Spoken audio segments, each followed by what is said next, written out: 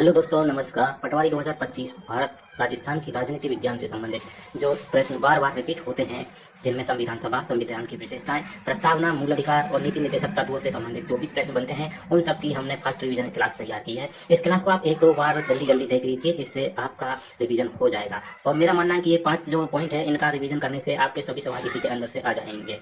तो वीडियो को लाइक कीजिए, शेयर कीजिए और चैनल को सब्सक्राइब नहीं किया है तो सब्सक्राइब भी कर लीजिए। चलिए देखते हैं अपना आज का वीडियो।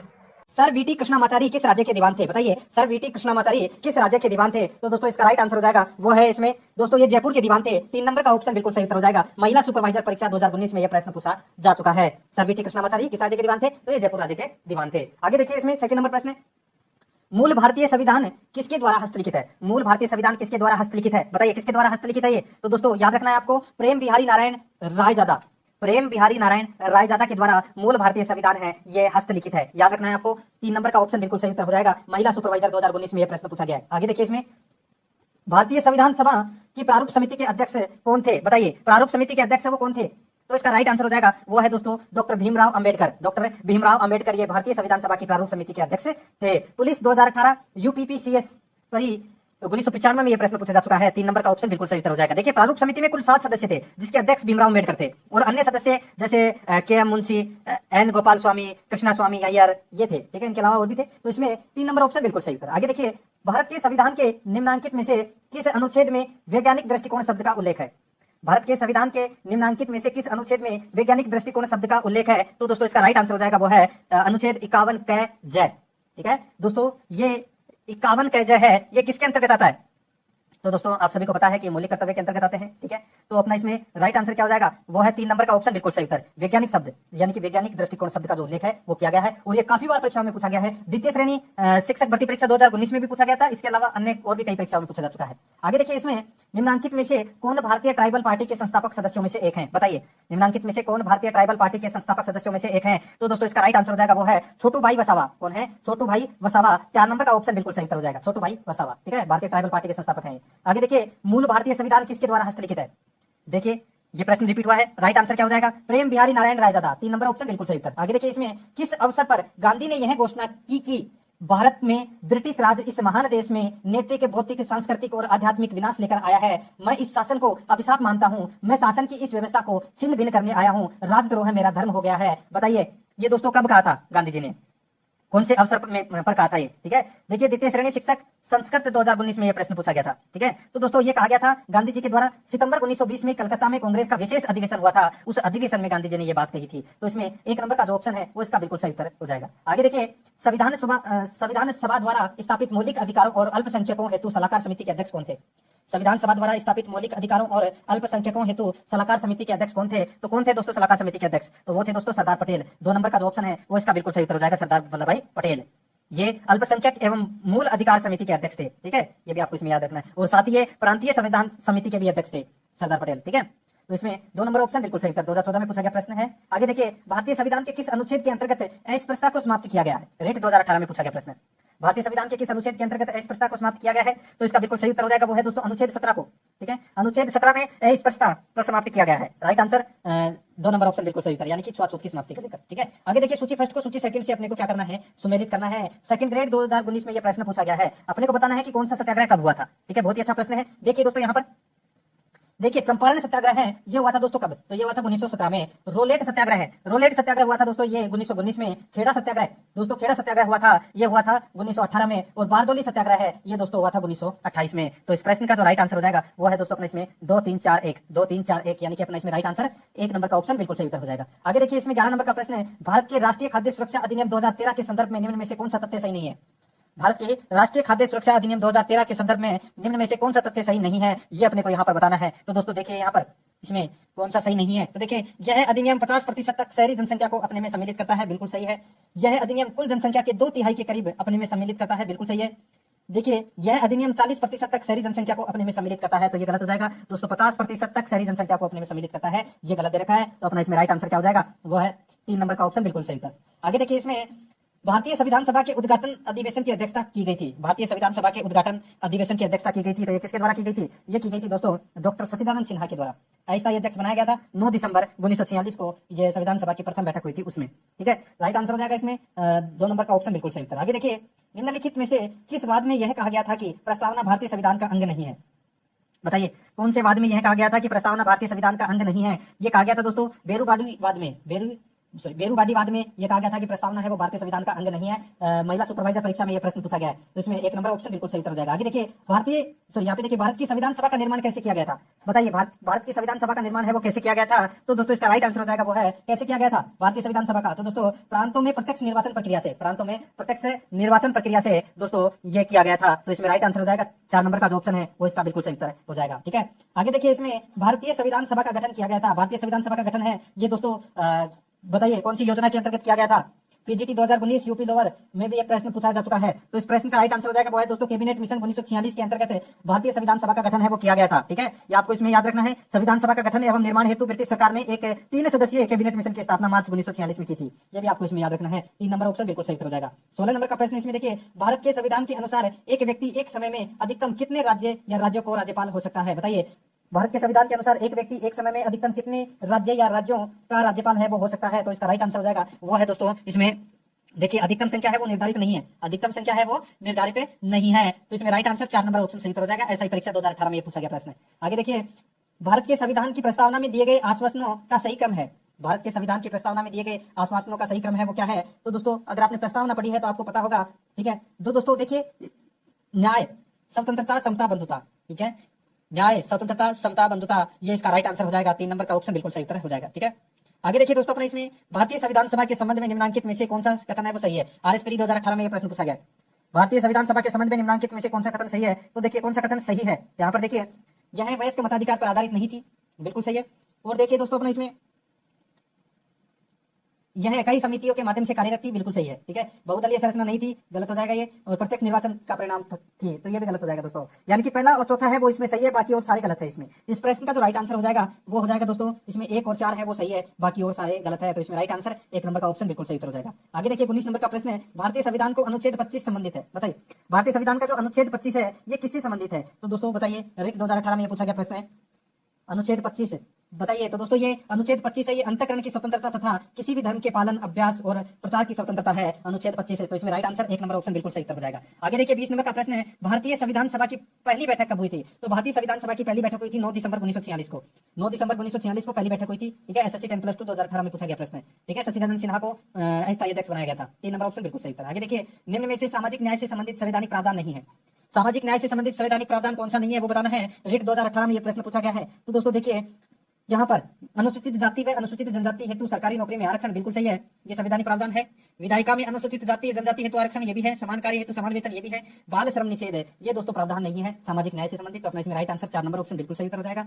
आगे देखिए, 22 नंबर प्रश्न है, भारत में संसद में सम्मिलित है। पटवारी मुख्य परीक्षा 2016 में पूछा गया प्रश्न है, भारत में संसद में सम्मिलित है। तो दोस्तों इसका राइट आंसर क्या हो जाएगा? संसद में सम्मिलित कौन कौन होते हैं बताइए। तो दोस्तों देखिए, संसद के अंदर सम्मिलित होता है कौन कौन? राष्ट्रपति भी होता है। ठीक है, राज्यसभा और लोकसभा दोनों होते हैं। ठीक है, इन तीनों से मिलकर ही संसद का निर्माण होता है। तो यहाँ पर इस प्रश्न का राइट आंसर हो जाएगा 1 और 2 दोनों कर लेना। ठीक है, 1 और 2 दोनों कर लेना इसमें। ठीक है, आगे देखिए, इसमें भारतीय संविधान का प्रथम प्रारूप तैयार किया गया था। तो भारतीय संविधान का प्रथम प्रारूप तैयार किया गया था, किसके द्वारा तैयार किया गया था? तो ये BN राव के द्वारा तैयार किया गया था। ठीक है, और BN राव है ये संविधान सभा के संवैधानिक सलाहकार थे, ये भी आपको इसमें याद रखना है। तो अपना इसमें राइट आंसर 2 नंबर ऑप्शन बिल्कुल सही हो जाएगा। ठीक है, आगे देखिए, इसमें भारतीय संविधान के किन अनुच्छेदों में नागरिकता संबंधी प्रावधान है? भारतीय संविधान के किन अनुच्छेदों में नागरिकता संबंधी प्रावधान है? तो दोस्तों अनुच्छेद 5 से लेकर 11 तक, अनुच्छेद 5 से लेकर 11 तक नागरिकता संबंधी अनुच्छेद आते हैं। तो अपना इसमें राइट आंसर हो जाएगा 4 नंबर ऑप्शन बिल्कुल सही उत्तर। जेल प्रहरी 2017 में यह प्रश्न पूछा गया, 4 नंबर ऑप्शन बिल्कुल सही उत्तर। 25 नंबर का प्रश्न इसमें देखिए, भारतीय संविधान के किन अनुच्छेद के अंतर्गत नागरिकों के मौलिक अधिकार प्रदान किए गए हैं? भारतीय संविधान के किन अनुच्छेद के अंतर्गत नागरिकों को मौलिक अधिकार प्रदान किए गए हैं? तो दोस्तों मौलिक अधिकार हैं ये अनुच्छेद 12 से लेकर अनुच्छेद 35 तक आते हैं मूल अधिकार। तो अपना इसमें राइट आंसर हो जाएगा 3 नंबर ऑप्शन बिल्कुल सही उत्तर। आगे देखिए, भारतीय संविधान के किन अनुच्छेदों में राज्य के नीति निर्देशक तत्वों का उल्लेख है? जेल प्रहरी 2017 में पूछा गया प्रश्न है। तो राज्य के नीति निर्देशक तत्व है यह है अनुच्छेद 36 से 51 तक। अनुच्छेद 36 से 51 तक 2 नंबर का ऑप्शन बिल्कुल सही उत्तर हो जाएगा। आगे देखिए, भारतीय संविधान के किस अनुच्छेद में अल्पसंख्यकों के हितों के संरक्षण की व्यवस्था की गई है? बताइए, भारतीय संविधान के कौन से अनुच्छेद में अल्पसंख्यकों के हितों के संरक्षण की व्यवस्था की गई है? तो वो अनुच्छेद कौन सा है? तो वो अनुच्छेद है दोस्तों इसमें कौन सा? तो वो है अनुच्छेद 29 है। तो इसमें 2 नंबर का ऑप्शन बिल्कुल सही उत्तर हो जाएगा। आगे देखिए, इसमें भारतीय संविधान के किस अनुच्छेद में संवैधानिक उपचारों का अधिकार दिया गया है? संवैधानिक उपचारों का अधिकार है, ये दिया गया है दोस्तों कौन से अनुच्छेद में? तो इसका राइट आंसर क्या हो जाएगा बताइए? ठीक है, तो दोस्तों इसका बिल्कुल सही उत्तर हो जाएगा, वो है अपने इसमें अनुच्छेद 32 को संवैधानिक उपचारों का अधिकार है कहा जाता है। ये भी आपको इसमें याद रखना है। तो इसमें 2 नंबर का ऑप्शन बिल्कुल सही उत्तर है। 29 नंबर प्रश्न इसमें देखिए, डॉक्टर भीमराव अंबेडकर की अध्यक्षता में संविधान सभा की प्रारूप समिति में कितने अन्य सदस्य थे? बताइए, यूपी लोअर में यह प्रश्न पूछा जा चुका है। ठीक है, डॉक्टर भीमराव अंबेडकर की अध्यक्षता में संविधान सभा की प्रारूप समिति में कितने सदस्य थे? मैंने अभी आपको थोड़ी देर पहले बताए थे दोस्तों। देखिए, इसमें टोटल 7 सदस्य थे, अध्यक्ष सहित टोटल 6 अन्य सदस्य थे। ठीक है,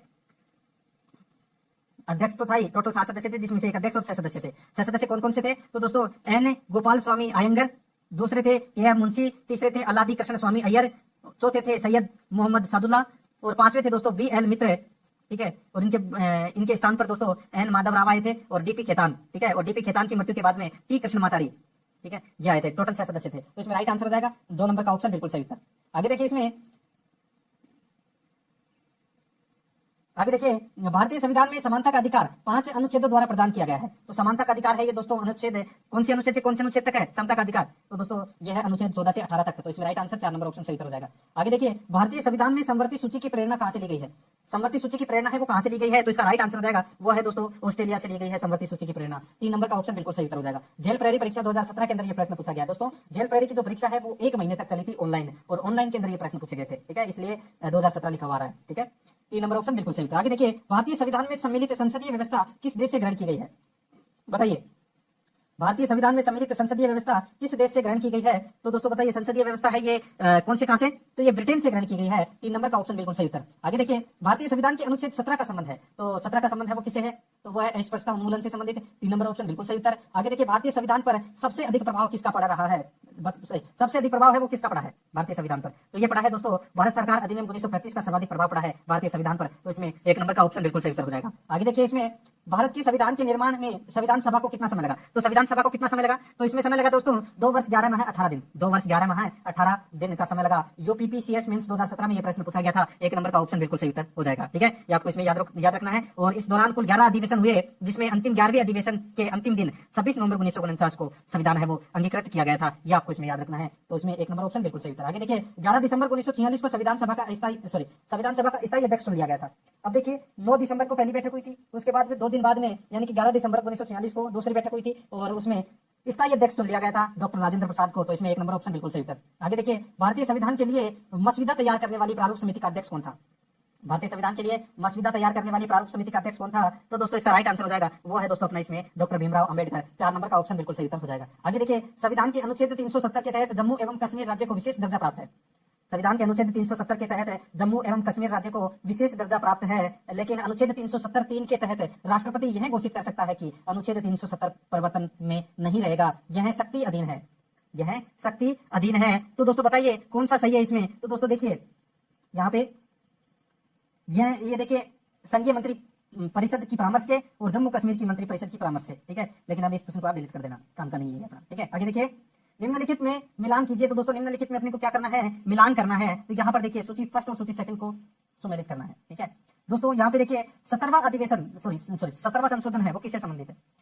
बताइए, 17वां संशोधन है तो दोस्तों ये संबंधित है किससे? तो ये केशवानंद भारती बनाम केरल राज्य से संबंधित है। 25वां संशोधन है ये संबंधित है दोस्तों गोलकनाथ बनाम पंजाब राज्य से संबंधित है। और 32वां संशोधन है ये संबंधित है दोस्तों इसमें देखिए संबामूर्ति बनाम आंध्र प्रदेश राज्य। और 52वां संशोधन है ये दोस्तों किहितो बनाम जातिलो, इनसे संबंधित है। इस प्रश्न का राइट आंसर हो जाएगा 2, 1, 4, 3। बहुत ही अच्छा प्रश्न है। आगे देखिए, इसमें 2, 1, 4, 3 यानी कि 1 नंबर का ऑप्शन सही उत्तर। आगे देखिए, किस संविधान संशोधन में भारत में प्राथमिक शिक्षा को मौलिक अधिकार बनाया गया? किस संशोधन यानी कि किस संविधान संशोधन में भारत में प्राथमिक शिक्षा को मौलिक अधिकार बनाया गया? तो दोस्तों इसका राइट आंसर हो जाएगा वो है 86वां संविधान संशोधन को।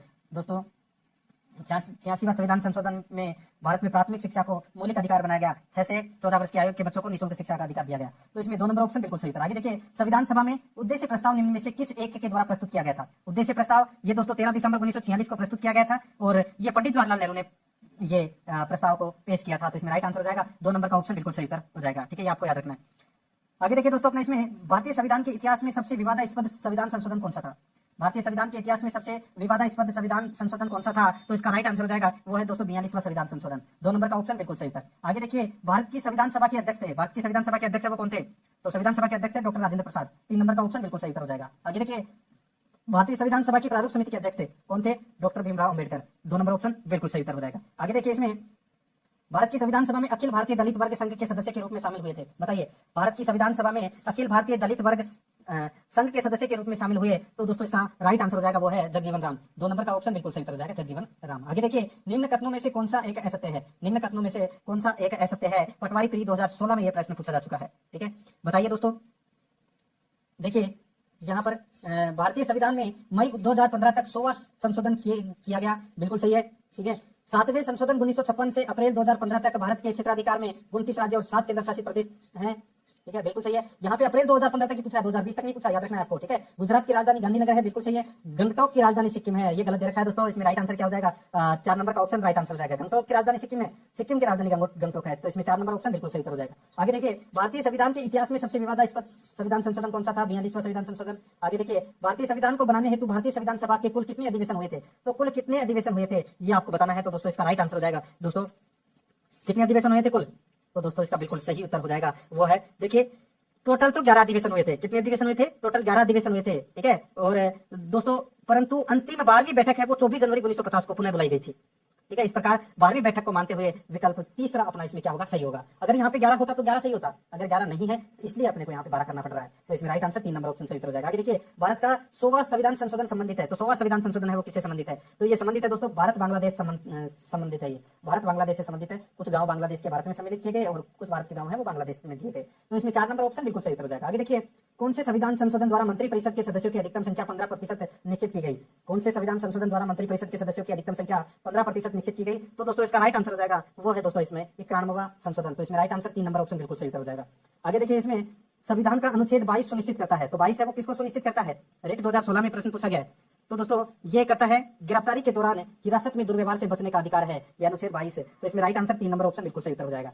आगे देखिए इसमें 52 नंबर का प्रश्न है भारत का प्रथम आधुनिक पुरुष किसे माना जाता है, भारत का प्रथम आधुनिक पुरुष किसे माना जाता है, तो दोस्तों इसका राइट आंसर हो जाएगा वो माना जाता है दोस्तों राजाराम मोहन राय को। राजाराम मोहन राय को आधुनिक पुरुष माना जाता है। ठीक है प्रथम आधुनिक पुरुष। आगे देखिए कांग्रेस की प्रथम महिला अध्यक्ष कौन थी, तो प्रथम महिला अध्यक्ष है वो कौन थी, राइट आंसर हो जाएगा वो है एनी बेसेंट है। 3 नंबर ऑप्शन बिल्कुल सही उत्तर हो जाएगा। आगे देखिए भारत की संविधान सभा गठित करने का आधार क्या था, तो दोस्तों बताइए भारत की संविधान सभा गठित करने का आधार क्या था, तो दोस्तों आधार था cabinet mission plan 1946। Right answer 2 number option सही उत्तर हो जाएगा। एसएससी 2016 में पूछा गया प्रश्न। आगे देखिए सन 1936 में भारतीय राष्ट्रीय कांग्रेस द्वारा संविधान सभा के गठन की मांग कहां पर हुए अधिवेशन में रखी गई, सन 1936 में भारतीय राष्ट्रीय कांग्रेस द्वारा संविधान सभा के गठन की मांग कहां पर हुए अधिवेशन में रखी गई, राइट आंसर हो जाएगा दोस्तों वो है अपना इसमें तेजपुर अधिवेशन में की गई थी। ठीक है राइट आंसर 3 नंबर ऑप्शन सही उत्तर। आरआरबी 2004 में यह प्रश्न पूछा गया है। आगे देखिए भारतीय संविधान को अपनाया गया, तो भारतीय संविधान को अपनाया गया तो दोस्तों ये संविधान सभा द्वारा अपनाया गया, 1 नंबर का ऑप्शन बिल्कुल सही उत्तर हो जाएगा। आगे देखिए संविधान सभा के स्थायी अध्यक्ष कौन थे, तो स्थायी अध्यक्ष थे doctor Rajendra Prasad. 3 number option बिल्कुल सही उत्तर। आगे देखिए संविधान सभा के स्थायी अध्यक्ष कौन थे, तो सचिदानंद सिन्हा, सभी को पता होगा ये प्रश्न, तो 3 नंबर ऑप्शन बिल्कुल सही उत्तर।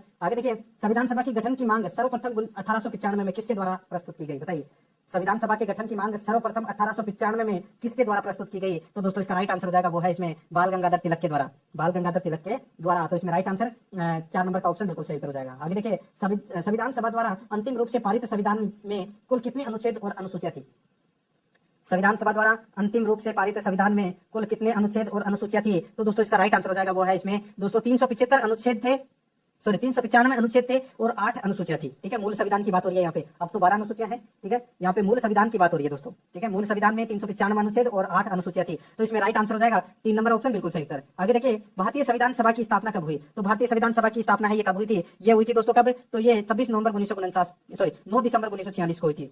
9 दिसंबर 1946 को संविधान सभा की स्थापना हुई थी और इसी टाइम प्रथम बैठक हुई थी, तो इसमें 2 नंबर ऑप्शन बिल्कुल सही उत्तर हो जाएगा। आगे देखिए संविधान सभा का प्रथम अधिवेशन दोस्तों कहां पर हुआ था, संविधान सभा का प्रथम अधिवेशन है ये हुआ था दिल्ली में, राइट आंसर 4 नंबर ऑप्शन बिल्कुल सही उत्तर। आगे देखिए भारत के लिए संविधान सभा की रचना हेतु संविधान सभा का विचार निम्नलिखित में से सर्वप्रथम किसने प्रस्तुत किया था, भारत के लिए संविधान सभा की रचना हेतु संविधान सभा का विचार निम्नलिखित में से सर्वप्रथम किसने प्रस्तुत किया था? तो ये प्रस्तुत किया था दोस्तों स्वराज पार्टी ने 1924 में किया था। तो इसमें राइट आंसर 1 नंबर ऑप्शन बिल्कुल सही उत्तर। आगे देखिए, डॉक्टर भीमराव अंबेडकर का जन्म और मृत्यु कब हुई? बताइए। डॉक्टर भीमराव अंबेडकर का जन्म है वो 14 अप्रैल 1891 को हुआ था और इनकी मृत्यु है वो दोस्तों 6 दिसंबर 1956 को हुई थी। तो इसमें राइट आंसर हो जाएगा दोस्तों 2 नंबर का ऑप्शन बिल्कुल सही उत्तर। ठीक है, आगे देखिए, भारत में बजट निर्माण का कार्य करता है। तो बजट निर्माण का कार्य है वो कौन करता है? आर एस प्री 2007 में पूछा गया प्रश्न है। बजट निर्माण का कार्य दोस्तों वित्त मंत्री करता है। तो इसमें 3 नंबर ऑप्शन बिल्कुल सही उत्तर। आगे देखिए, भारतीय संविधान में पहला संशोधन कब हुआ था? तो पहला संशोधन हुआ था दोस्तों, ये हुआ था जून 1951 में। जून 1951 में पहला संशोधन हुआ था। आगे देखिए, इसमें दोस्तों संविधान के अनुसार भारत है। तो दोस्तों संविधान के अनुसार भारत क्या है? तो ये दोस्तों राज्यों का संघ है। तो इसमें राइट आंसर हो जाएगा 3 नंबर ऑप्शन बिल्कुल सही उत्तर। आगे देखिए, भारतीय व्यवस्था है दोस्तों, भारतीय व्यवस्था है तो ये संघात्मक है। ठीक है, और जिसमें एकात्मक की ओर झुकाव, संघात्मक है लेकिन इसमें एकात्मक की ओर झुकाव है। तो इसमें राइट आंसर हो जाएगा 4 नंबर का ऑप्शन बिल्कुल सही उत्तर। आगे देखिए दोस्तों, इसमें देखिए यहाँ पर ये थोड़ा सा आप काट लेना। आगे देखिए, भारत के विभाजन का प्रथम संकेत दिया गया। तो दोस्तों बताइए, भारत के विभाजन का प्रथम संकेत दिया गया तो ये दिया गया था दोस्तों माउंटबेटन फॉर्मूला में। तो इसमें राइट आंसर 4 नंबर का ऑप्शन बिल्कुल सही उत्तर हो जाएगा। भारत में कौन सर्वोच्च है? बताइए, भारत में कौन सर्वोच्च है? तो इसका राइट आंसर क्या हो जाएगा? बताइए, सर्वोच्च कौन है? तो दोस्तों इसका बिल्कुल सही उत्तर हो जाएगा, वो है,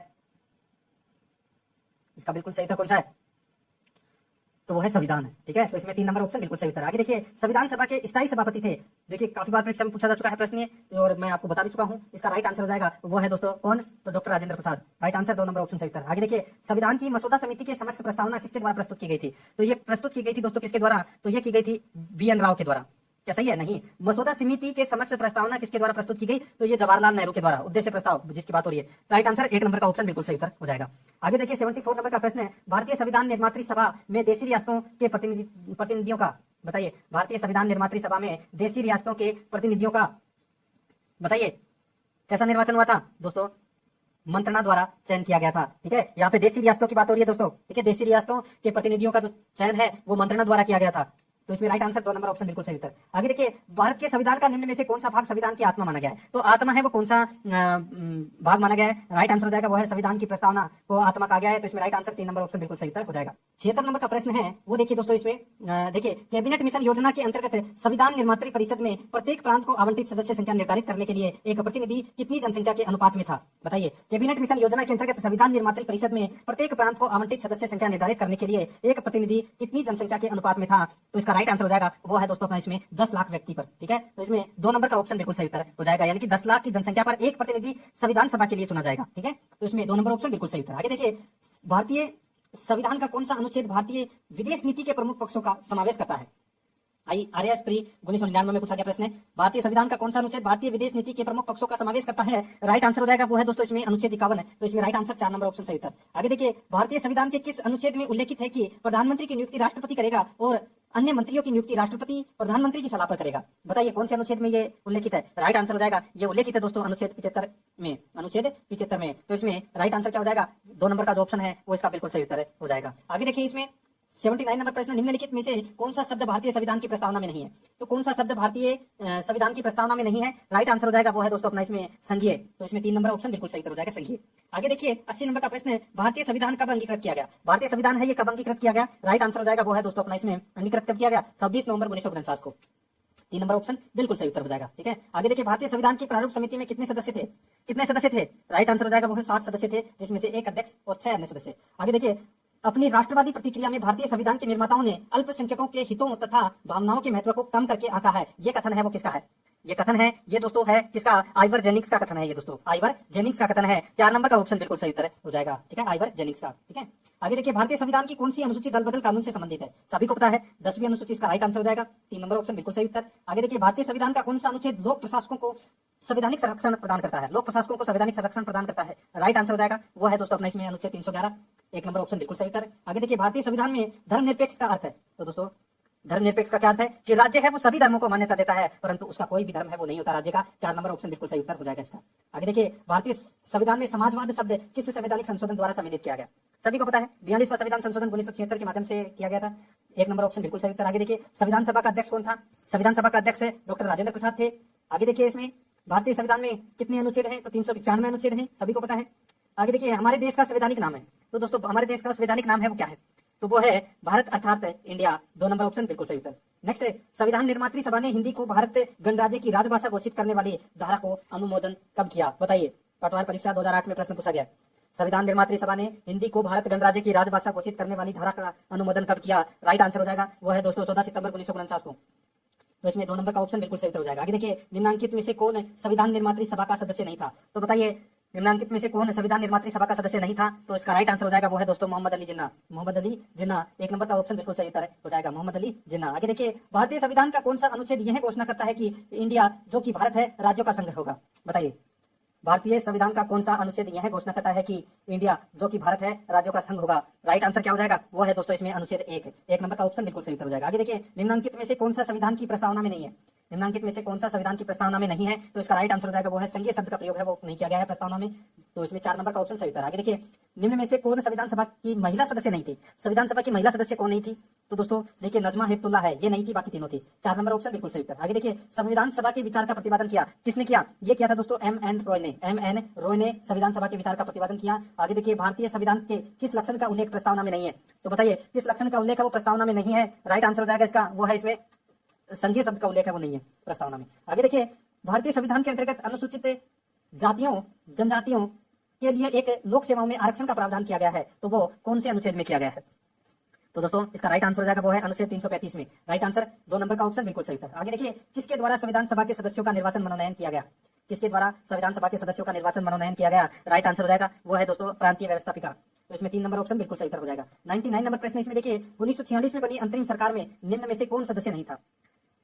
1946 में बनी अंतरिम सरकार में निम्न में से कौन सदस्य नहीं था? राइट आंसर हो जाएगा इसका वो है दोस्तों अपना इसमें कौन सा? तो वो है मोहम्मद अली जिन्ना। 1 नंबर का ऑप्शन बिल्कुल सही उत्तर हो जाएगा। 100 नंबर का प्रश्न इसमें देखिए, संविधान का उद्देश्य प्रस्ताव किसने प्रस्तुत किया? संविधान का उद्देश्य प्रस्ताव किसने प्रस्तुत किया? राइट आंसर हो जाएगा वो है पंडित जवाहरलाल नेहरू ने प्रस्तुत किया। 3 नंबर का ऑप्शन बिल्कुल सही उत्तर हो जाएगा। भारतीय संविधान में राज्य के नीति निर्देशक तत्व ग्रहण किए गए हैं, तो नीति निर्देशक तत्व है वो कहां से लिए गए हैं? तो इसका राइट आंसर क्या हो जाएगा वो है दोस्तों आयरलैंड से लिए गए हैं ये नीति निर्देशक तत्व है। ठीक है, तो इसका राइट आंसर बी नंबर का ऑप्शन बिल्कुल सही उत्तर हो जाएगा। ठीक है, आगे देखिए, इसमें सेकंड नंबर प्रश्न है, राज्य के नीति निर्देशक तत्वों का उल्लेख भारतीय संविधान के किस भाग में है? तो देखिए, भारतीय संविधान के भाग 3 के अंदर मूल अधिकार दिए गए थे, भाग 4 के अंदर दोस्तों नीति निर्देशक तत्व दिए गए हैं जो अनुच्छेद 36 से लेके 51 तक आते हैं, यानी कि ये कौन से भाग में है? तो भाग 4 में। तो इसमें सी नंबर का ऑप्शन बिल्कुल सही उत्तर हो जाएगा। आगे देखिए, इसमें 3 नंबर प्रश्न है, भारतीय संविधान के किस अनुच्छेद में राज्य के नीति निर्देशक तत्वों का उल्लेख है? तो मैंने अभी आपको बताया अनुच्छेद 36 से लेके अनुच्छेद 51 तक नीति निर्देशक तत्वों का उल्लेख मिलता है।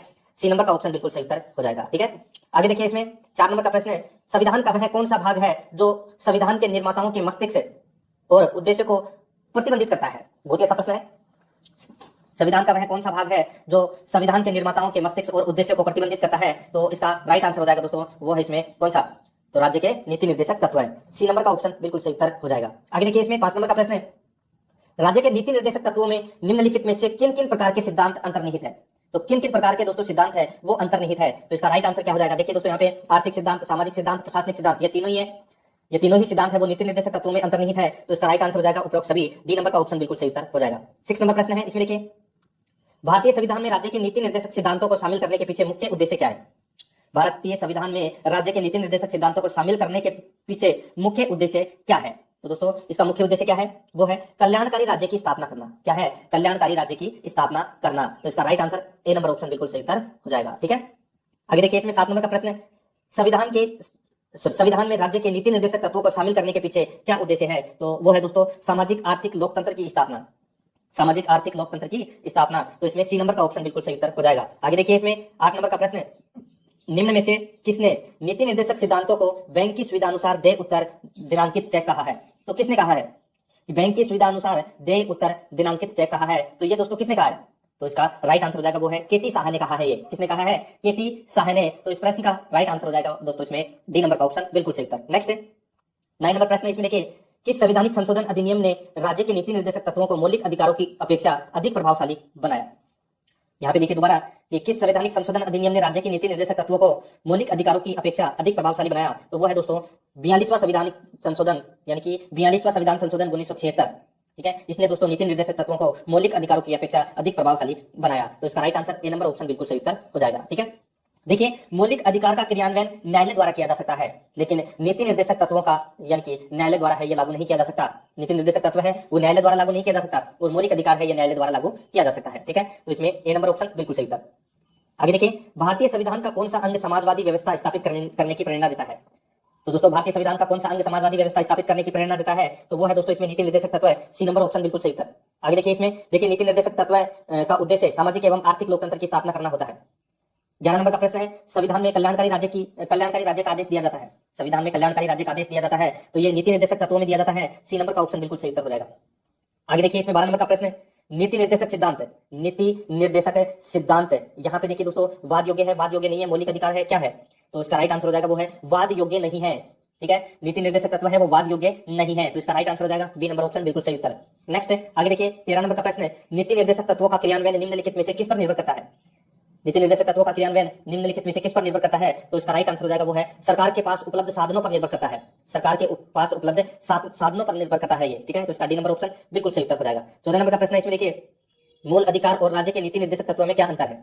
तो देखिए, मैंने अभी आपको बताया दोस्तों, मौलिक अधिकार को कानूनी शक्ति प्राप्त है और नीति निर्देशक तत्वों को नैतिक शक्ति प्राप्त है। ठीक है, और देखिए इसमें और भी मैं आपको बता देता हूं, आपातकाल के दौरान मौलिक अधिकारों का निलंबन किया जा सकता है और नीति निर्देशक तत्वों का निलंबन किसी भी स्थिति में किया जा सकता है। ठीक है, तो इस प्रश्न का राइट आंसर हो जाएगा वो है मूल अधिकार है ये वाद योग्य है, जबकि राज्य के नीति निर्देशक तत्व है ये वाद योग्य नहीं है। ठीक है, सी नंबर ऑप्शन बिल्कुल सही उत्तर हो जाएगा इसका। आगे देखिए, 15 नंबर का प्रश्न है, मौलिक अधिकार एवं राज्य के नीति निर्देशक तत्वों के विषय में कौन सा कथन सही है? तो कौन सा कथन है वो सही है? तो देखिए, वे एक दूसरे के पूरक हैं, यानी कि एक दूसरे के विपरीत हैं, मौलिक अधिकार और नीति निर्देशक तत्व है। ठीक है, तो इसका राइट आंसर ए नंबर का ऑप्शन बिल्कुल सही उत्तर हो जाएगा। ठीक है, आगे देखिए, इसमें 16 नंबर का प्रश्न है, एक कल्याणकारी राज्य के निर्देश आदर्श वर्णित है। तो ये तो सीधा सा सिंपल सा होगा, राज्य के नीति निर्देशक तत्व में एक कल्याणकारी राज्य की बात कही गई है, ए नंबर ऑप्शन सही उत्तर। नेक्स्ट है, नीति निर्देशक तत्वों को क्रियान्वित करने के लिए क्या मूल अधिकारों का हनन हो सकता है? क्या मूल अधिकारों का हनन हो सकता है? हाँ, कुछ कुछ का, हाँ कुछ कुछ का, तो इसका राइट आंसर हो जाएगा कुछ का, तो इसमें बी नंबर ऑप्शन बिल्कुल सही उत्तर हो जाएगा। नेक्स्ट है, आगे देखिए, 18 नंबर प्रश्न है, भारत के संविधान में अंतर्राष्ट्रीय सुरक्षा को प्रोत्साहित देना सन्निहित है। तो देखिए, यहाँ पे अंतर्राष्ट्रीय सुरक्षा को प्रोत्साहित यानी कि प्रोत्साहन देना, तो ये दोस्तों अनुच्छेद 51, और अनुच्छेद 51 है वो किस में आता है? तो ये राज्य के नीति निर्देशक तत्व में आता है। ठीक है, तो इसमें बी नंबर ऑप्शन सही उत्तर हो जाएगा। नेक्स्ट है, समान कार्य के लिए समान वेतन भारत के संविधान में सुनिश्चित किया गया है। एक, समान कार्य के लिए समान वेतन भारत के संविधान में सुनिश्चित किया गया है। एक, तो दोस्तों ये राज्य के नीति निर्देशक सिद्धांत का अंग है। ठीक है, तो इसमें डी नंबर ऑप्शन बिल्कुल सही उत्तर हो जाएगा। ठीक है, आगे देखिए, इसमें 20 नंबर प्रश्न है, भारतीय संविधान के निम्नोक्त भागों में से किस एक में न्यायपालिका और कार्यपालिका के पार्थक्य का प्रावधान है? तो यहाँ पे देखिए दोस्तों, पार्थक्य का मतलब पृथक्करण। अनुच्छेद 50 के अंदर दोस्तों कार्यपालिका से न्यायपालिका का पृथक्करण किया गया है। ठीक है, और अनुच्छेद 50 है वो किस में आता है? तो ये राज्य के नीति निर्देशक सिद्धांत में आता है, तो इसका सी नंबर ऑप्शन बिल्कुल सही उत्तर हो जाएगा, राज्य के नीति निर्देशक सिद्धांत है। आगे देखिए, इसमें 21 नंबर प्रश्न है, भारतीय संविधान में राज्य के नीति निर्देशक सिद्धांत को किस मुख्य कारण से सम्मिलित किया गया है? तो कौन से मुख्य कारण से सम्मिलित किया गया है? तो इसका राइट आंसर हो जाएगा वो है दोस्तों सीधा सा है, कल्याणकारी राज्य की स्थापना के लिए, ए नंबर का ऑप्शन बिल्कुल सही उत्तर हो जाएगा। आगे देखिए, 22 नंबर प्रश्न है, मूलभूत संविधान में कौन से भाग में राज्य लोक कल्याणकारी यानी कि कल्याण की संकल्पना सम्मिलित की गई है? तो सीधा सा है, यहाँ पे कल्याणकारी राज्य की बात है, वो कौन से इसमें मूलभूत संविधान के कौन से भाग में की गई है? तो ये सीधा सा है, राज्य के नीति निर्देशक तत्व में, डी नंबर ऑप्शन सही उत्तर। आगे देखिए, 23 नंबर प्रश्न है, संविधान का कौन सा अंश भारत के नागरिकों को आर्थिक न्याय प्रदान करने का संकेत देता है? तो आर्थिक न्याय प्रदान करने का संकेत है वो कौन देता है? तो इसका राइट आंसर हो जाएगा वो है राज्य के नीति निर्देशक तत्व है, ए नंबर का ऑप्शन बिल्कुल सही उत्तर हो जाएगा इसमें। ठीक है, आगे देखिए दोस्तों, देखिए आगे देखिए, इसमें 24 नंबर प्रश्न है, निम्नलिखित में से कौन सा राज्य नीति निर्देशक सिद्धांत नहीं है? तो यहाँ पे कौन सा राज्य के नीति निर्देशक सिद्धांत नहीं है? तो यहाँ पे आपको दिख रहा होगा दोस्तों, देखिए, अंतर्राष्ट्रीय शांति को प्रोत्साहन देना। ठीक है, दूसरा है 14 वर्ष तक के बच्चों को निःशुल्क अनिवार्य शिक्षा प्रदान करना, और देखिए इसमें गोवध निषेध, निजी संपत्ति का समाप्ति। तो यहाँ पे इस प्रश्न का राइट आंसर हो जाएगा दोस्तों वो है इसमें जो निजी संपत्ति की समाप्ति, ये दोस्तों राज्य के नीति निर्देशक तत्व में नहीं आता। ठीक है, बाकी देखिए गोवध निषेध आता है, और 14 वर्ष से कम तक के बच्चों को निःशुल्क एवं अनिवार्य शिक्षा प्रदान करना है, ये अनुच्छेद 45 में आता है दोस्तों। ठीक है, और अनुच्छेद 45 है वो राज्य के नीति निर्देशक तत्व में आता है, और अंतर्राष्ट्रीय शांति को प्रोत्साहन, ये मैंने अभी आपको बताया था, आर्टिकल 51, ये भी नीति निर्देशक तत्व में आता है। तो इस प्रश्न का राइट आंसर हो जाएगा वो है इसमें डी नंबर का ऑप्शन बिल्कुल सही उत्तर। नेक्स्ट है 25 नंबर प्रश्न है, राज्य के नीति निर्देशक तत्व नहीं है, तो कौन सा नहीं है इसमें? इसमें देखिए दोस्तों, वैज्ञानिक मनोभाव के विकास का, ये दोस्तों इसमें क्या है? तो नीति निर्देशक तत्व नहीं है। ठीक है, ये मौलिक कर्तव्य में आता है वैज्ञानिक वाला। ठीक है, और पोषाहार के स्तर को ऊपर उठाना, कमजोर श्रेणियों के आर्थिक हित को बढ़ाने का, कार्यपालिका से न्यायपालिका को अलग रखने का, ये तीनों है, ये नीति निर्देशक तत्व में आते हैं। ठीक है, इस प्रश्न का राइट आंसर हो जाएगा ए नंबर ऑप्शन। नेक्स्ट है, राज्य के नीति निर्देशक तत्व में क्या शामिल है जो मूल अधिकार में नहीं है, जो मूल अधिकार में नहीं है। तो यहाँ पे देखिए दोस्तों, कुटीर उद्योग को प्रोत्साहन, कुटीर उद्योग को प्रोत्साहन, ये नीति निर्देशक तत्व में आते हैं, लेकिन मौलिक अधिकार में ये नहीं आते। ठीक है, तो यहाँ पे इस प्रश्न का राइट आंसर क्या हो जाएगा, वो है इसमें डी नंबर का ऑप्शन बिल्कुल सही उत्तर हो जाएगा। ठीक है, आगे देखिए, इसमें 27 नंबर प्रश्न है, किसी नीति निर्देशक सिद्धांत को प्राय समाजवादी माना जाता है, किसी नीति निर्देशक सिद्धांत को प्राय समाजवादी माना जाता है, तो इसका राइट आंसर हो जाएगा वो है ग्राम पंचायतों की स्थापना को, ग्राम पंचायतों की स्थापना। अब देखिए अनुच्छेद 40 में ग्राम पंचायतों का गठन के बारे में बताया गया है। ठीक है, और अनुच्छेद 40 अब किस में आता है, तो ये राज्य के नीति निर्देशक तत्व में आता है, तो इसमें ए नंबर ऑप्शन बिल्कुल सही उत्तर। नेक्स्ट है, आगे देखिए, निम्नलिखित निर्देशक सिद्धांतों में से वह सिद्धांत कौन सा है जिसे गांधीवादी सिद्धांत कहा जाता है, जिसे गांधीवादी सिद्धांत कहा जाता है, तो वो है दोस्तों देखिए, सब शासन के प्रभावी एकलों के रूप में ग्राम पंचायत का संगठन, अनुच्छेद 40। ठीक है, तो इसका राइट आंसर हो जाएगा बी नंबर ऑप्शन बिल्कुल सही उत्तर हो जाएगा। नेक्स्ट है, आगे देखिए, 29 नंबर प्रश्न है, नीति निर्देशक तत्व का महत्व किसके लिए है, तो किसके लिए है, तो ये राज्य के लिए है। ठीक है, बी नंबर ऑप्शन बिल्कुल सही उत्तर, राज्य। नेक्स्ट है, भारत के किस राज्य में समान नागरिक संहिता लागू है, तो भारत के किस राज्य में समान नागरिक संहिता लागू है, तो ये लागू है दोस्तों कहां पर, तो ये गोवा में, डी नंबर का ऑप्शन बिल्कुल सही उत्तर हो जाएगा, गोवा में। ठीक है, आगे देखिए, इसमें 31 नंबर प्रश्न है, राज्य के नीति निर्देशक सिद्धांतों के अनुसार किस आयु तक के बच्चों को निःशुल्क एवं अनिवार्य शिक्षा देने की आशा की जाती है, तो यहाँ पे जो निःशुल्क एवं अनिवार्य शिक्षा देने की बात कही गई है नीति निर्देशक तत्व में, तो वो किस आयु वर्ग तक के बच्चों के लिए है, तो इसका राइट आंसर क्या हो जाएगा, वो है दोस्तों 6 से 14 वर्ष, यानी कि 14 वर्ष, ए नंबर का ऑप्शन इसमें बिल्कुल सही उत्तर हो जाएगा, 14 वर्ष। ठीक है, आगे देखिए, इसमें राज्य के नीति निर्देशक सिद्धांत किस प्रकार मौलिक अधिकारों से भिन्न है, तो किस प्रकार मौलिक अधिकारों से भिन्न है। देखिए, राज्य के नीति निर्देशक सिद्धांत परिवर्तनीय नहीं है, जबकि मूल अधिकार है ये परिवर्तनीय है, तो दोस्तों इसका राइट आंसर हो जाएगा सी नंबर ऑप्शन बिल्कुल सही उत्तर।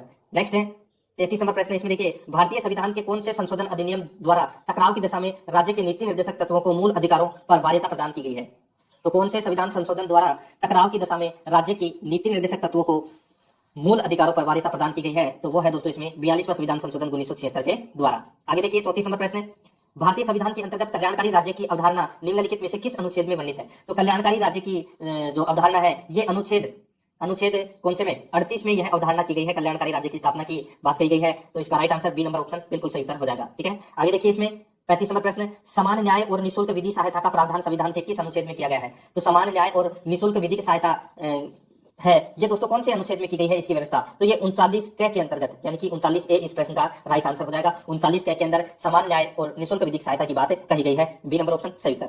नेक्स्ट है, आगे देखिए, 36 नंबर प्रश्न, भारतीय संविधान के निम्नलिखित अनुच्छेदों में से कौन सा अनुच्छेद राज्य सरकारों को ग्राम पंचायतों को संगठित करने का निर्देश देता है, तो ग्राम पंचायतों को संगठित करने का जो निर्देश है वो देता है दोस्तों अनुच्छेद 40, बी नंबर का ऑप्शन बिल्कुल सही उत्तर हो जाएगा। नेक्स्ट है, 37 नंबर प्रश्न है, भारतीय नागरिकों के लिए एक समान सिविल संहिता प्राप्त करने की बात कही गई है, भारतीय नागरिकों के लिए एक समान सिविल संहिता प्राप्त करने की बात कही गई है, तो इसका राइट आंसर हो जाएगा वो है अनुच्छेद 44 में, किसमें, अनुच्छेद 44 में यह बात कही गई है, एक समान सिविल संहिता की। ठीक है, नागरिकों के लिए, तो इसमें बी नंबर ऑप्शन सही उत्तर। 38 नंबर प्रश्न है, संविधान के किस अनुच्छेद में न्यायपालिका का कार्यपालिका से पृथक्करण का उल्लेख किया गया है, तो दोस्तों मैंने अभी आपको थोड़ी देर पहले बताया था, अनुच्छेद 50 में दोस्तों कार्यपालिका से न्यायपालिका का पृथक्करण किया गया है, तो इसका right answer D number option बिल्कुल सही उत्तर हो जाएगा। आगे देखिए, इसमें 39 नंबर प्रश्न है, राज्य के नीति निर्देशक सिद्धांतों में से किस अनुच्छेद का संबंध अंतर्राष्ट्रीय शांति और सुरक्षा के संवर्धन से है, तो ये भी मैंने आपको बताया था दोस्तों, अनुच्छेद 51 में दोस्तों अंतर्राष्ट्रीय शांति और सुरक्षा की बातें कही गई है, तो इसमें बी नंबर ऑप्शन बिल्कुल सही उत्तर हो जाएगा। नेक्स्ट 40 नंबर प्रश्न है, भारतीय संविधान के किस अनुच्छेद द्वारा निम्न दुर्बल वर्गों को शिक्षा संबंधी सुरक्षा प्रदान की गई है, निम्न दुर्बल वर्गों को शिक्षा संबंधी सुरक्षा प्रदान की गई है, तो वो है दोस्तों किसमें, तो वो है अनुच्छेद 46 में, अनुच्छेद 45 में तो बालकों के लिए निःशुल्क और अनिवार्य शिक्षा है, और अनुच्छेद 46 में दुर्बल वर्गों को शिक्षा संबंधी सुरक्षा प्रदान की गई है, तो इसमें बी नंबर ऑप्शन बिल्कुल सही उत्तर हो जाएगा। 41 नंबर प्रश्न, इसमें देखिए, काम करने के अधिकार को राज्य के नीति निर्देशक तत्वों में निम्नलिखित में से किस अनुच्छेद के अंतर्गत रखा गया है, किस अनुच्छेद के अंतर्गत रखा गया है, तो इसका राइट आंसर हो जाएगा वो है अनुच्छेद 41 में कुछ दशाओं में काम, शिक्षा और लोक सहायता पाने का अधिकार दिया गया है। ठीक है, तो इसका right answer C number option सही उत्तर।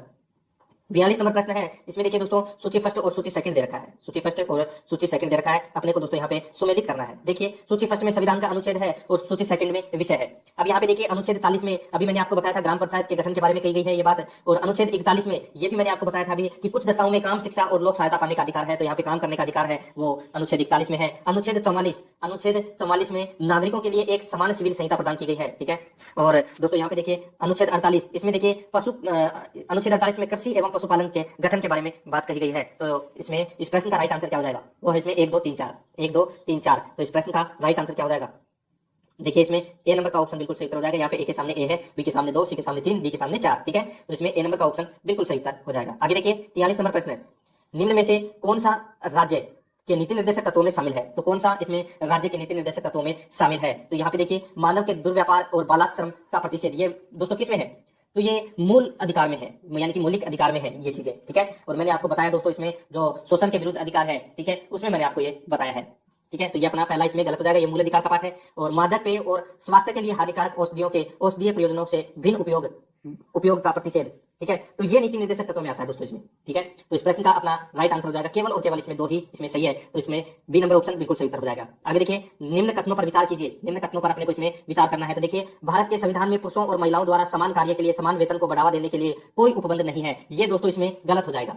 राज्य के नीति निर्देशक तत्व के अंदर दोस्तों नागरिकों के लिए एक समान सिविल संहिता की बात कही गई है अनुच्छेद 44 में। तो ये इसमें गलत हो जाएगा। उपबंध है, ठीक है, नहीं है। आगे देखिए दूसरा नंबर का, भारत के संविधान में पिछड़े वर्गों को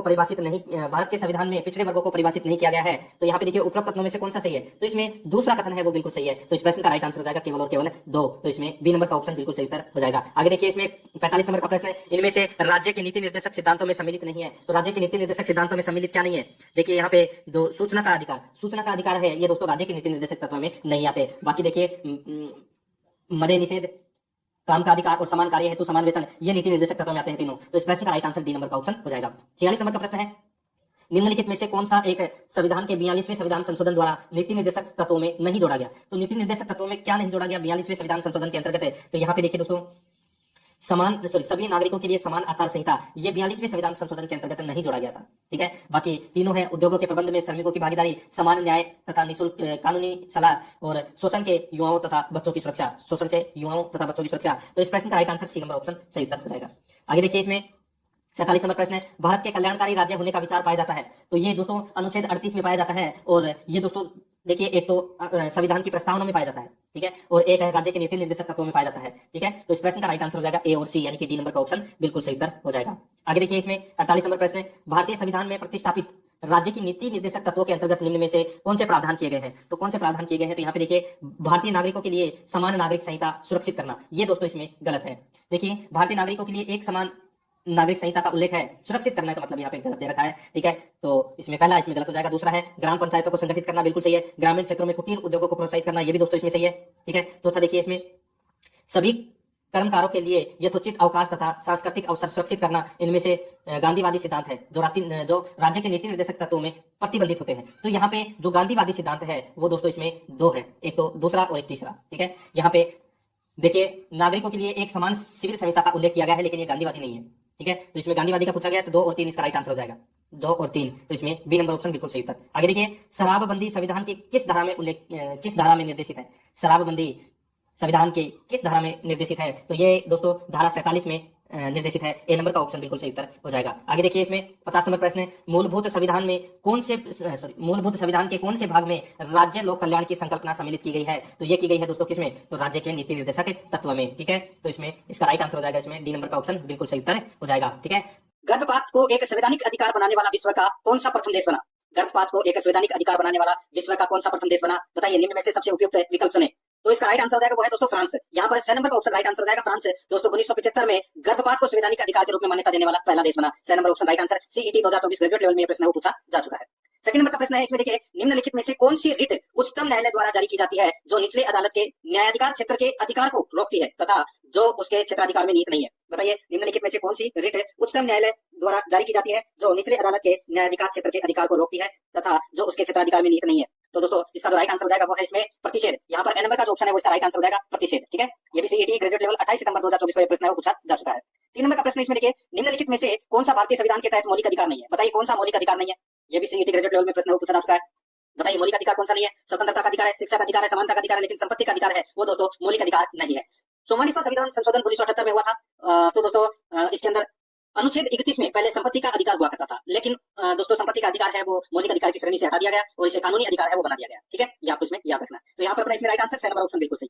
आगे देखिए, कानून के समक्ष समानता की अवधारणा कानून के शासन की अवधारणा का एक तत्व है, इसे किसके द्वारा प्रतिपादित किया गया था? बताइए, बहुत ही अच्छा प्रश्न है। कानून के समक्ष समानता की अवधारणा कानून के शासन की अवधारणा का एक तत्व है, इसे किसके द्वारा प्रतिपादित किया गया था? तो दोस्तों इसका राइट आंसर हो जाएगा वो है दोस्तों ये ए वी डाइसी के द्वारा, ए वी डाइसी के द्वारा। तो यहाँ पर 6 नंबर का जो ऑप्शन है वो इसका बिल्कुल सही उत्तर हो जाएगा, याद रखना। ठीक है, तो दोस्तों इसमें देखिए 6 नंबर ऑप्शन बिल्कुल सही। सीईटी 2024 में ये प्रश्न है वो पूछा जा चुका है। ठीक है, ए वी डाइसी का मतलब अल्बर्ट वेन डाइसी। ठीक है, आगे देखिए दोस्तों यहाँ पे 5 नंबर का प्रश्न है, निम्नलिखित में से कौन सा मौलिक अधिकार नागरिकों को न्यायालय में जाने की अनुमति देता है यदि उन्हें लगता है कि राज्य द्वारा उनके किसी मौलिक अधिकार का हनन किया गया है? बताइए कौन सा मौलिक अधिकार नागरिकों को न्यायालय में जाने की अनुमति देता है यदि उन्हें लगता है कि राज्य द्वारा उनके किसी मौलिक अधिकार का हनन किया गया है? तो दोस्तों इसका राइट आंसर हो जाएगा वो है इसमें संवैधानिक उपचारों का अधिकार, संवैधानिक उपचारों का अधिकार, अनुच्छेद 32। यहाँ पर 6 नंबर ऑप्शन राइट आंसर हो जाएगा। ये सेकंड ग्रेड में पूछा गया प्रश्न है दोस्तों। आगे देखिए 6 नंबर का प्रश्न है, भारतीय संविधान में मौलिक कर्तव्य किस समिति की सिफारिशों पर शामिल किए गए? तो दोस्तों राइट आंसर हो जाएगा, ये तो सभी को पता होगा, सरदार स्वर्ण सिंह समिति, सरदार स्वर्ण सिंह समिति की सिफारिश पर दोस्तों मौलिक कर्तव्य है वो शामिल किए गए। राइट आंसर इसमें नंबर ऑप्शन राइट आंसर, ये राजस्थान पुलिस कांस्टेबल में पूछा गया प्रश्न है। आगे देखिए, भारतीय संविधान में कितने मौलिक अधिकार दिए गए हैं? तो दोस्तों मौलिक अधिकार 6 मौलिक अधिकार दिए गए हैं। यहाँ पर नंबर ऑप्शन राइट आंसर हो जाएगा, ये भी पुलिस कांस्टेबल में पूछा गया प्रश्न है। समानता का अधिकार, स्वतंत्रता का अधिकार, शोषण के विरुद्ध अधिकार, धर्म की स्वतंत्रता का अधिकार, संस्कृति और शिक्षा संबंधी अधिकार, संवैधानिक उपचारों का अधिकार, ये टोटल दोस्तों 6 मौलिक अधिकार है। नंबर ऑप्शन बिल्कुल सही। आगे देखिए, भारतीय संविधान का निम्नलिखित में से कौन सा अनुच्छेद विधि के समक्ष समानता के अधिकार से संबंधित है? तो विधि के समक्ष समानता के अधिकार से संबंधित दोस्तों अनुच्छेद 14 है। यहाँ पर नंबर का ऑप्शन राइट आंसर हो जाएगा, अनुच्छेद 14। आगे देखिए 9 नंबर का प्रश्न है, संविधान के 86वें संशोधन के माध्यम से किस अनुच्छेद के तहत 6 से 14 वर्ष की आयु के बच्चों के लिए मुफ्त एवं अनिवार्य शिक्षा एक मौलिक अधिकार बन गया? बताइए दोस्तों, 6 से 14 वर्ष की आयु के बच्चों के लिए मुफ्त और अनिवार्य शिक्षा एक मौलिक अधिकार बन गया। तो दोस्तों ये कौन से अनुच्छेद में? तो ये अनुच्छेद 21A में है, अनुच्छेद 21A में। यहाँ पर नंबर का ऑप्शन राइट आंसर हो जाएगा। बहुत ही अच्छा प्रश्न है दोस्तों, ठीक है। आगे देखिए दोस्तों, यहाँ पे 10 नंबर का प्रश्न है, निम्न में से किस वाद में सर्वोच्च न्यायालय ने निर्णय दिया कि विधिक सहायता प्राप्त करने का अधिकार एक मूल अधिकार है? बताइए, निम्न में से किस वाद में सर्वोच्च न्यायालय ने निर्णय दिया कि विधिक सहायता प्राप्त करने का अधिकार एक मूल अधिकार है? कौन से वाद में? तो दोस्तों इसका राइट आंसर हो जाएगा वो है एमएच होस्कोट वाद में दोस्तों ये निर्णय दिया था। राइट आंसर इसमें 6 नंबर ऑप्शन राइट आंसर हो जाएगा। जूनियर लीगल ऑफिसर 2023 में ये प्रश्न पूछा जा चुका है मित्रों। आगे देखिए दोस्तों, यहाँ पे 11 नंबर का प्रश्न है, एक बालक है जिसकी आयु 9 वर्ष है, माचिस के कारखाने में कार्य करने को बाध्य किया जाता है, इस मामले में किस मूल अधिकार का उल्लंघन हुआ है? बताइए इस मामले में कौन से मूल अधिकार का उल्लंघन हुआ है? ये तो दोस्तों सभी को पता होगा। तो दोस्तों इसका राइट आंसर हो जाएगा इसमें, इसके अंदर दोस्तों आप सभी को पता होगा। देखिए तीसरा नंबर का ऑप्शन आपको दिखाई दे रहा होगा दोस्तों, यहाँ पे शोषण के विरुद्ध अधिकार, शोषण के विरुद्ध अधिकार का दोस्तों इसमें उल्लंघन हुआ है। तो यहाँ पर 6 नंबर का जो ऑप्शन है वो इसका बिल्कुल सही उत्तर इसमें हो जाएगा, ये आपको इसमें याद रखना है, ठीक है। तो इस प्रश्न का राइट आंसर 6 नंबर। ये भी देखिए जूनियर लीगल ऑफिसर में ये प्रश्न पूछा जा चुका है।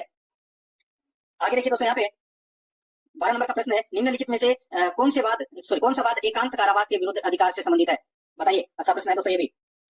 कौन सा वाद एकांत कारावास के विरुद्ध अधिकार से संबंधित है? तो वो है दोस्तों सुनील बत्रावाद, सुनील बत्रावाद। तो यहाँ पर 10 नंबर का जो ऑप्शन है वो इसका बिल्कुल सही उत्तर हो जाएगा। ये भी जूनियर लीगल ऑफिसर में ये प्रश्न पूछा जा चुका है। आगे देखिए, संपत्ति का अधिकार नहीं है। बताइए संपत्ति का अधिकार नहीं है तो कौन सा अधिकार नहीं है? बताइए दोस्तों, संपत्ति का अधिकार है वो मौलिक अधिकार नहीं है, मौलिक अधिकार नहीं है संपत्ति का अधिकार। तो दोस्तों देखिए, सांविधिक अधिकार है, संवैधानिक अधिकार है, विधिक अधिकार है, लेकिन मौलिक अधिकार नहीं है। 6 नंबर ऑप्शन बिल्कुल सही। आगे देखिए यहाँ पे 14 नंबर का प्रश्न है, भारतीय संविधान का कौन सा अनुच्छेद अंतःकरण तथा किसी धर्म को अबाध रूप से मानने, आचरण करने और प्रचार करने की स्वतंत्रता प्रदान करता है? भारतीय संविधान का कौन सा अनुच्छेद अंतःकरण तथा किसी धर्म को अबाध रूप से मानने, आचरण करने और प्रसार करने की स्वतंत्रता प्रदान करता है? तो वो है दोस्तों अनुच्छेद 25। यहाँ पर 10 नंबर का ऑप्शन राइट आंसर। ये भी जूनियर लीगल ऑफिसर में पूछा गया प्रश्न है। आगे देखिए 15 नंबर का प्रश्न है, भारतीय संविधान के निम्न में से किस अनुच्छेद में भारत राज्य क्षेत्र के किसी भी भाग में निवास करने और बस जाने का अधिकार सुनिश्चित किया गया है? भारतीय संविधान के निम्न में से किस अनुच्छेद में भारत राज्य क्षेत्र के किसी भाग में निवास करने और बस जाने का अधिकार सुनिश्चित किया गया है? तो दोस्तों इसका राइट आंसर हो जाएगा वो है इसमें अनुच्छेद 21(1) में, ठीक है, अनुच्छेद 21(1) में। तो यहाँ पर अपना इसमें ए नंबर का ऑप्शन बिल्कुल सही हो जाएगा। 16 नंबर का प्रश्न इसमें देखिए, निम्नलिखित में से कौन सी संविधान के अनुच्छेद 19 द्वारा प्रदत्त स्वतंत्रता है? बताइए दोस्तों, कौन सी संविधान के अनुच्छेद 19 द्वारा प्रदत्त स्वतंत्रता है? तो दोस्तों इसका राइट आंसर हो जाएगा वो है वृत्ति, व्यापार, कारोबार और उपजीविका की स्वतंत्रता। तो यहाँ पर अपना इसमें राइट आंसर हो जाएगा 6 नंबर का ऑप्शन बिल्कुल सही था। 17 नंबर का प्रश्न इसमें देखिए, संविधान के भाग 3 में दिए गए मूल अधिकार, संविधान के भाग 3 में दिए गए मूल अधिकार दोस्तों न्यायालय द्वारा परिवर्तनीय और वाद योग्य है। तो यहाँ पर अपना इसमें ए नंबर का ऑप्शन बिल्कुल सही हो जाएगा, ठीक है। आगे देखिए 18 नंबर का प्रश्न है, संविधान का अनुच्छेद 25 धर्म की स्वतंत्रता की गारंटी देता है, लेकिन यह इनके अधीन है, लेकिन यह किनके अधीन है? बताइए। तो दोस्तों ये देखिए अनुच्छेद 25 धर्म की स्वतंत्रता की गारंटी देता है, लेकिन यह इनके अधीन है। तो किनके अधीन? सार्वजनिक व्यवस्था, नैतिकता, स्वास्थ्य और अन्य मौलिक अधिकार के अधीन है। तो यहाँ पर अपना इसमें 10 नंबर का जो ऑप्शन है वो इसका बिल्कुल सही इसमें हो जाएगा, ठीक है। आगे देखिए दोस्तों, यहाँ पे 19 नंबर का प्रश्न है, सशस्त्र बलों के मामले में संविधान के भाग 3 द्वारा प्रदान किए गए मूल अधिकार है। बताइए सशस्त्र बलों के मामले में संविधान के भाग 3 द्वारा प्रदान किए गए मूल अधिकार दोस्तों केवल इस संदर्भ में संसद द्वारा बनाई गई विधि के अनुसार उपलब्ध है। तो यहाँ पर अपना इसमें दोस्तों ए नंबर का ऑप्शन राइट आंसर हो जाएगा इसमें। देखिए ये मूल अधिकार के प्रश्न है और बहुत ही शानदार लेवल के प्रश्न है जो कि आपने अभी तक नहीं पढ़े होंगे। इनमें से दोस्तों अगर आप 100 में से अगर आप 80% सही कर देते हैं मूल अधिकार में से तो दोस्तों बहुत बढ़िया बात होगी आप सभी के लिए।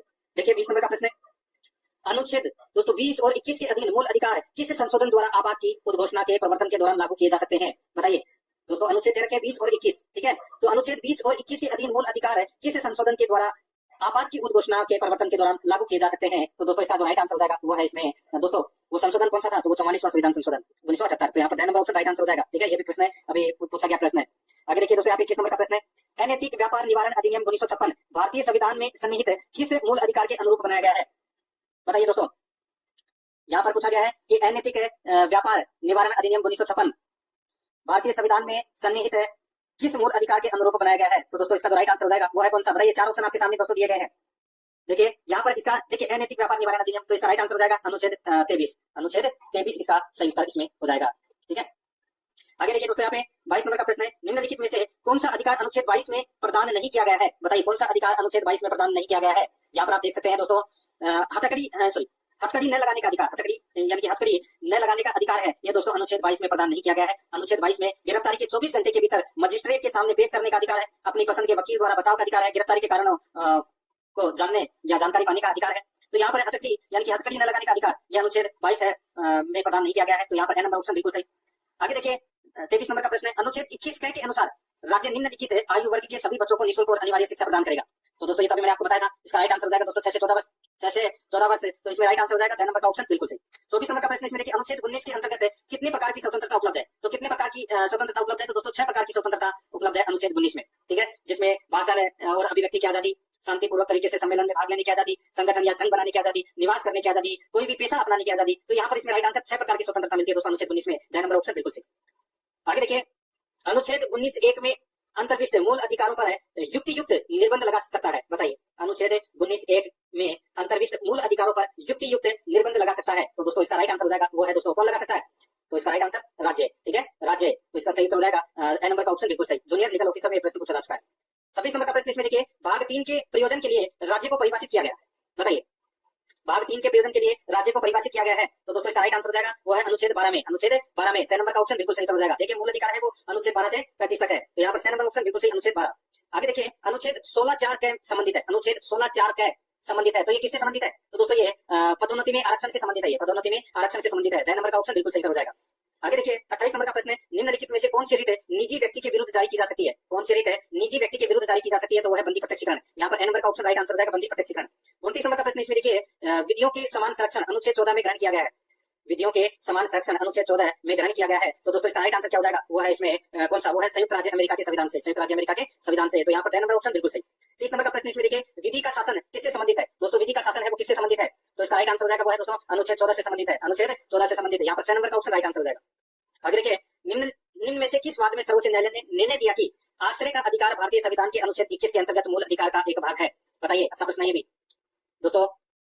यहाँ पे पूछा गया है कि किस वाद में सर्वोच्च न्यायालय ने निर्णय दिया कि आश्रय का अधिकार भारतीय संविधान के अनुच्छेद 21 के अंतर्गत मूल अधिकार का एक भाग है? तो इसका राइट आंसर हो जाएगा चमेली सिंह वाद बनाम उत्तर प्रदेश। यहाँ पर 10 नंबर का जो ऑप्शन है वो इसका बिल्कुल सही उत्तर हो जाएगा। उस वाद में दिया था निर्णय। आगे देखिए 32 नंबर का प्रश्न है, निम्नलिखित में से किसको डॉक्टर भीमराव अम्बेडकर ने भारत के संविधान का हृदय एवं आत्मा माना है?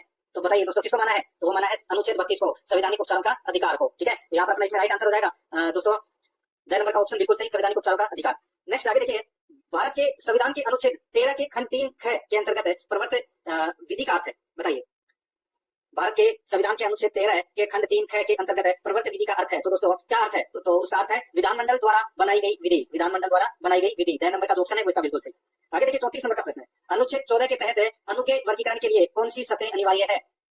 बताइए दोस्तों अनुच्छेद 14 के तहत अणु के वर्गीकरण के लिए कौन सी शर्तें अनिवार्य है? तो दोस्तों वो है, देखिए यहाँ पे कौन सी शर्तें अनिवार्य है? तो वो है दोस्तों दोनों वर्गीकरण को एक बोधगम्य अंतरकों पर आधारित किया जाना चाहिए, जो एक समूह से बाहर छोड़े गए लोगों को दूसरे समूहीकृत व्यक्तियों से अलग करता है, और वर्गीकरण का राज्य द्वारा प्राप्त किए जाने वाले उद्देश्यों से तर्क संगत संबंध होना चाहिए। तो यहाँ पर 2 नंबर का जो ऑप्शन है वो इसका बिल्कुल सही तर्क हो जाएगा।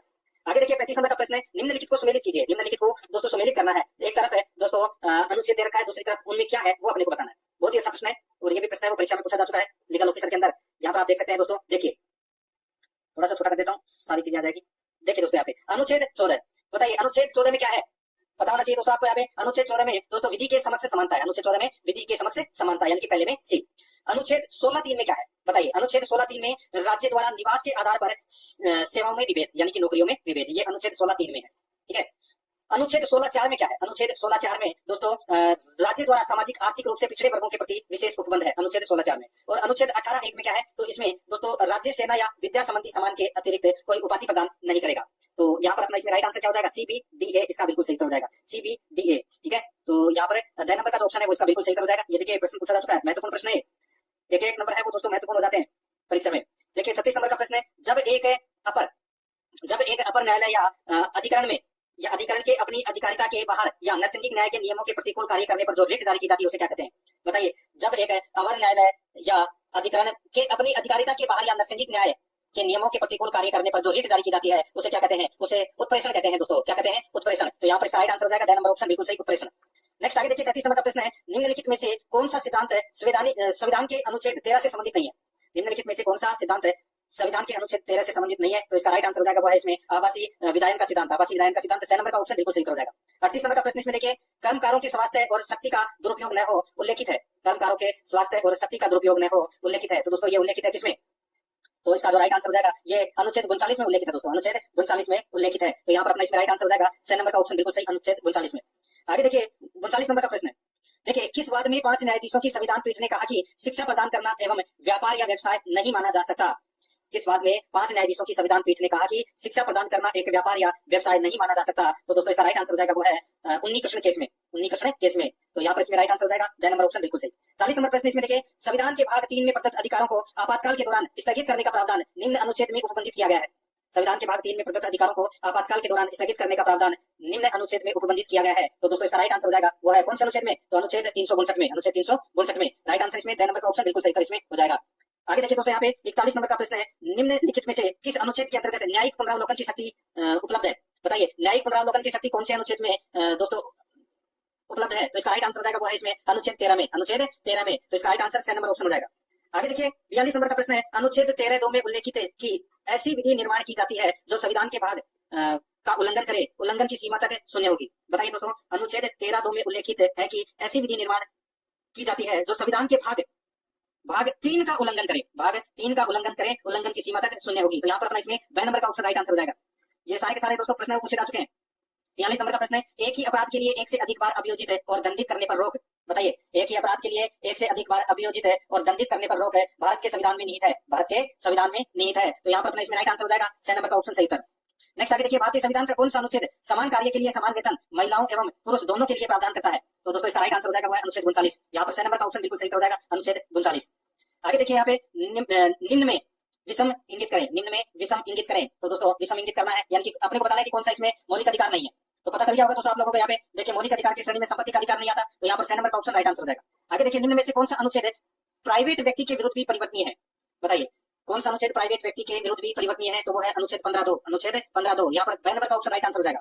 नेक्स्ट आगे देखिए, संविधान के अंतर्गत अनुच्छेद इंगित कीजिए जिसके द्वारा अस्पृश्यता का अंत किया गया, बताइए अस्पृश्यता का अंत है वो कौन से अनुच्छेद में किया गया, तो इसका राइट आंसर हो जाएगा वो है दोस्तों अनुच्छेद 17, अनुच्छेद 17, तो यहाँ पर इसका राइट आंसर 6 नंबर ऑप्शन हो जाएगा। आगे देखिए, वे समस्त विधियां जो मूल अधिकारों से असंगत है, वे समस्त विधियां जो मूल अधिकारों से असंगत है संविधान लागू होने की दिनांक से प्रभावहीन हो जाती है किंतु मृत नहीं होती है, वे केवल मूल अधिकारों द्वारा आच्छादित हो जाती है और सुसुप्ता व्यवस्था में रहती है, यह सिद्धांत कहलाता है, तो दोस्तों यह सिद्धांत कहलाता है, तो ये ग्रहण का सिद्धांत कहलाता है। यहाँ पर 2 नंबर का ऑप्शन बिल्कुल सही हो जाएगा। 49 नंबर का प्रश्न इसमें देखिए, भारतीय संविधान के अनुच्छेद 20(3) के अनुसार अधिकार उपलब्ध होगा, भारतीय संविधान के अनुच्छेद 20(3) के अनुसार अधिकार उपलब्ध होगा, तो दोस्तों इसका जो राइट आंसर हो जाएगा वो है इसमें किसी भी व्यक्ति को, तो यहाँ पर अपना इसमें राइट आंसर 2 नंबर ऑप्शन हो जाएगा। ये भी देखिए 2023 में पूछा गया प्रश्न है। आगे देखिए, उच्चतम न्यायालय ने निःशुल्क शिक्षा के अधिकार को निम्नलिखित में से किस अधिकार का हिस्सा बनाया गया, बताइए उच्चतम न्यायालय ने निःशुल्क शिक्षा के अधिकार को निम्नलिखित में से किस अधिकार का हिस्सा बनाया है, तो दोस्तों इसका राइट आंसर हो जाएगा वो है इसमें जीवन का अधिकार का, ठीक है, जीवन का अधिकार, याद रखना दोस्तों जीवन का अधिकार, यहाँ पर 2 नंबर का ऑप्शन बिल्कुल सही हो जाएगा, ठीक है। आगे देखिए दोस्तों यहाँ पे 51 नंबर का प्रश्न है, प्रेस की स्वतंत्रता है, भारत में प्रेस की स्वतंत्रता है, तो दोस्तों इसका राइट आंसर क्या हो जाएगा, प्रेस की स्वतंत्रता है, तो ये दोस्तों अभिव्यक्ति की स्वतंत्रता के अधिकार में निहित है, अभिव्यक्ति की स्वतंत्रता के अधिकार में निहित है, यहाँ पर 2 नंबर का ऑप्शन राइट आंसर हो जाएगा। ये सेकंड ग्रेड में पूछा गया प्रश्न है दोस्तों। आगे देखिए यहाँ पे 52 नंबर का प्रश्न है, जीवन और व्यक्तिगत स्वतंत्रता का संरक्षण का प्रावधान निम्नलिखित में से किसमें किया गया है, जीवन और व्यक्तिगत स्वतंत्रता का संरक्षण का प्रावधान निम्नलिखित में से किसमें किया गया है? तो दोस्तों इसका राइट आंसर हो जाएगा वो है इसमें किसमें किया गया है? तो ये दोस्तों मौलिक अधिकार में, ठीक है, मौलिक अधिकार में राइट आंसर इसमें 2 नंबर ऑप्शन हो जाएगा। आरपीएससी ईओआर एग्जाम में पूछा गया प्रश्न है। 53 नंबर प्रश्न इसमें देखिए, भारत के संविधान का अनुच्छेद 15(1) राज्य को अपने नागरिकों के साथ कुछ निश्चित आधारों पर विभेद का प्रतिषेध करता है। इन अधिकारों या इन आधारों में निम्नलिखित में से कौन सा सम्मिलित नहीं है? बताइए। अच्छा प्रश्न है दोस्तों, थोड़ा सा छोटा होता लेता हूं तो 4 ऑप्शन आ जाएगा इसमें। देखिए, भारत के संविधान का अनुच्छेद है 15(1) राज्य को अपने नागरिकों के साथ कुछ निश्चित आधारों पर विभेद का प्रतिषेध करता है। इन आधारों में निम्नलिखित में से कौन सा सम्मिलित नहीं है? निम्नलिखित में से कौन सा सम्मिलित नहीं है? तो दोस्तों इसमें देखिए, जन्म स्थान है, धर्म है, नस्ल है, लेकिन भाषा नहीं है। दोस्तों यहाँ पर इसमें राइट आंसर क्या हो जाएगा? 2 नंबर ऑप्शन सही था, भाषा। ये भी देखिए सेकंड ग्रेड में पूछा गया प्रश्न है 2022 में। आगे देखिए 54 नंबर का प्रश्न है, निम्नलिखित में से क्या स्वतंत्रता के मूल अधिकार में शब्दंश शामिल नहीं है? बताइए। अच्छा प्रश्न है दोस्तों, स्वतंत्रता के मूल अधिकार में शब्दंश शामिल नहीं है तो कौन से? तो इसका राइट आंसर हो जाएगा वो है अंतःकरण की स्वतंत्रता। अंतःकरण की स्वतंत्रता, तो यहाँ पर अपना इसमें राइट आंसर हो जाएगा 6 नंबर ऑप्शन बिल्कुल सही। सेकंड ग्रेड टीचर में प्रश्न पूछा जा चुका है। 55 नंबर प्रश्न इसमें देखिए, सूची फर्स्ट को सूची सेकंड में सुमेलित करना है। यहाँ पर देखिए सूची फर्स्ट में दोस्तों यहाँ पर अनुच्छेद में क्या है वो दे रखा है, ठीक है, कौन सा अधिकार है वो कौन से अनुच्छेद में है। तो देखिए मैं आपको बताता हूँ, यहाँ पे उम्मीदवारों के पूर्व आचरण के संबंध में जानने का मतदाता का अधिकार है वो कौन से अनुच्छेद में है? तो दोस्तों वो है अनुच्छेद 19(1) में, ठीक है, अनुच्छेद 19(1)(a) में, ठीक है, तो यानी कि पहले का 4। और एकांत का अधिकार है ये दोस्तों अनुच्छेद 21 में है। और शिक्षा का अधिकार है वो दोस्तों अनुच्छेद 21(a) में है। और मानव दुर्व्यवहार का प्रतिषेध है ये अनुच्छेद 23 में है। तो यहाँ पर इस प्रश्न का राइट आंसर हो जाएगा 4321। 4321 ये भी देखिए सेकंड ग्रेड में पूछा गया प्रश्न है। 4321 यानी कि 2 नंबर का ऑप्शन बिल्कुल सही। आगे देखिए 56 नंबर का प्रश्न है, पुरुषों और स्त्रियों दोनों का समान कार्य के लिए समान वेतन हो का उल्लेख भारत के संविधान के किस अनुच्छेद में है? तो दोस्तों इसका राइट आंसर हो जाएगा, ये तो मैंने अभी आपको बताया था, देखिए अनुच्छेद 39 बताया था, ठीक है, लेकिन उससे भी आगे आपको याद रखना है अनुच्छेद 39 घ, अनुच्छेद 39 घ 6 नंबर का ऑप्शन राइट आंसर हो जाएगा। ये प्रोटेक्शन ऑफिसर 2022 में पूछा गया प्रश्न था और वो लीगल ऑफिसर में पूछा गया प्रश्न था, ठीक है। आगे देखिए यहाँ पे 57 नंबर प्रश्न है, भारतीय संविधान का कौन सा अनुच्छेद राष्ट्रपति को मौलिक अधिकारों के स्थगन की शक्ति प्रदान करता है? बताइए। भारतीय संविधान का कौन सा अनुच्छेद है राष्ट्रपति को मौलिक अधिकारों के स्थगन की शक्ति प्रदान करता है? तो दोस्तों इसका राइट आंसर हो जाएगा अनुच्छेद 359। यहाँ पर 2 नंबर का जो ऑप्शन है वो इसका बिल्कुल सही उत्तर हो जाएगा। 58 नंबर प्रश्न है, मौलिक अधिकारों के हनन होने पर प्रभावित व्यक्ति रिट याचिका पेश करता है। तो प्रभावित व्यक्ति रिट याचिका है वो कहाँ पेश करता है? तो इसका राइट आंसर हो जाएगा उच्च न्यायालय या उच्चतम न्यायालय में, उच्च न्यायालय या उच्चतम न्यायालय में। तो यहाँ पर अपना इसमें राइट आंसर 2 नंबर ऑप्शन हो जाएगा। ये देखिए सीटी 2022 में पूछा गया प्रश्न है। आगे देखिए निम्नलिखित में से कौन सा सही सुमेलित नहीं है? कौन सा सही सुमेलित नहीं है? देखिए संवैधानिक उपचार का अधिकार अनुच्छेद 32 में है, बिल्कुल सही है। भेदभाव से सुरक्षा अनुच्छेद 15 में है, बिल्कुल सही है। संघ के निर्माण का अधिकार अनुच्छेद 19 में है, ये भी बिल्कुल सही है। जीवन की रक्षा का अधिकार अनुच्छेद 20 गलत हो जाएगा, ये अनुच्छेद 21 में है दोस्तों, जीवन की रक्षा का अधिकार। यहाँ पर 2 नंबर का जो ऑप्शन है वो इसका बिल्कुल सही उत्तर हो जाएगा। 60 नंबर का प्रश्न इसमें देखिए, निम्न में से कौन सा मौलिक अधिकार भारतीय नागरिकों को प्राप्त है विदेशियों को नहीं?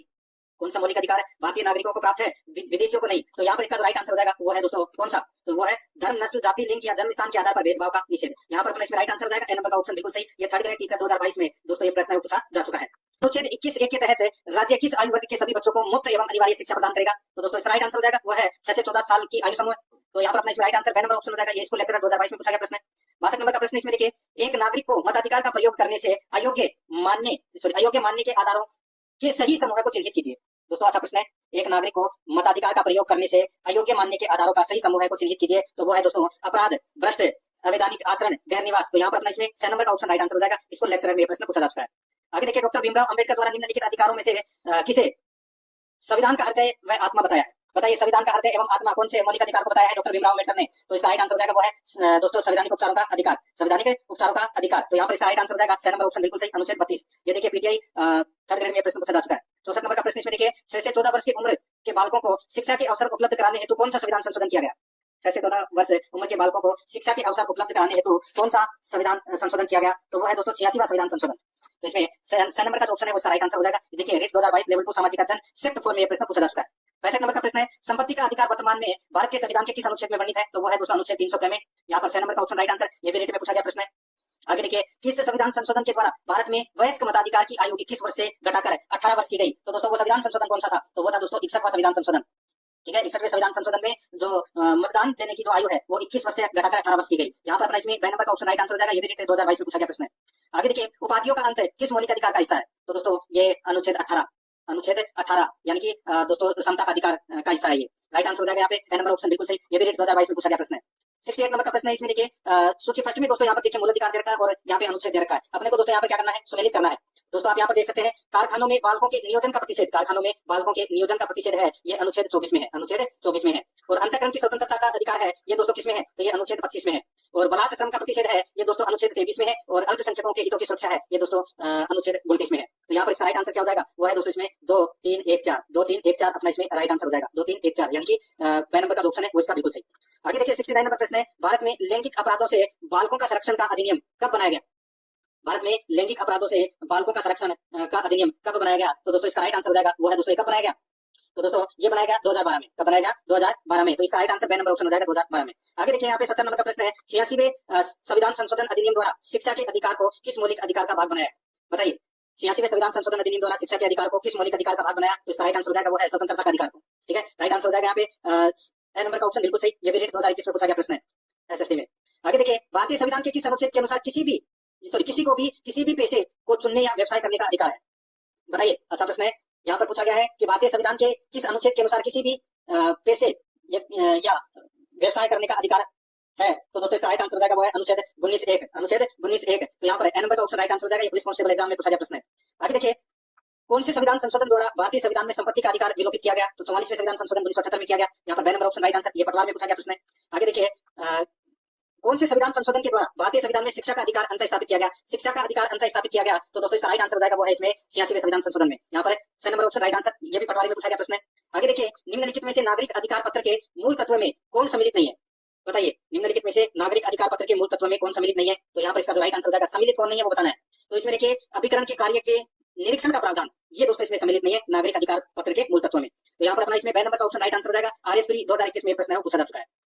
आगे देखिए, 75 नंबर प्रश्न है, भारत के संविधान में धर्मनिरपेक्षता का अर्थ क्या है? बताइए, धर्मनिरपेक्षता का अर्थ क्या है? तो यहाँ पर इसका राइट आंसर हो जाएगा, धर्मनिरपेक्षता का अर्थ हो जाएगा, राज्य सभी धर्मों को मान्यता देता है। राज्य सभी धर्मों को मान्यता देता है, परंतु उसका अपना कोई धर्म नहीं होता। यहाँ पर डी नंबर का ऑप्शन राइट आंसर हो जाएगा। रेट 2015 में प्रश्न पूछा जा चुका है। 76 नंबर प्रश्न है, वह संवैधानिक संशोधन जो शिक्षा के अधिकार से संबंधित है? तो वो है दोस्तों 86वां संविधान संशोधन। D number option right answer. ये भी 2015 में पूछा गया प्रश्न है। आगे देखिए, निम्न में से कौन सा एक मानव अधिकार भारतीय संविधान के अंतर्गत मौलिक अधिकार भी है? बताइए दोस्तों, निम्न में से कौन सा एक है मानव अधिकार भारतीय संविधान के अंतर्गत मौलिक अधिकार भी है? तो वो है दोस्तों शिक्षा का अधिकार। शिक्षा का अधिकार। तो यहाँ पर अपना इसमें राइट आंसर हो जाएगा सी नंबर का ऑप्शन बिल्कुल सही। 78 नंबर प्रश्न इसमें देखिए, भारतीय संविधान में नीचे दिए गए कर्तव्यों में से किसको मौलिक कर्तव्यों की श्रेणी में नहीं रखा गया है?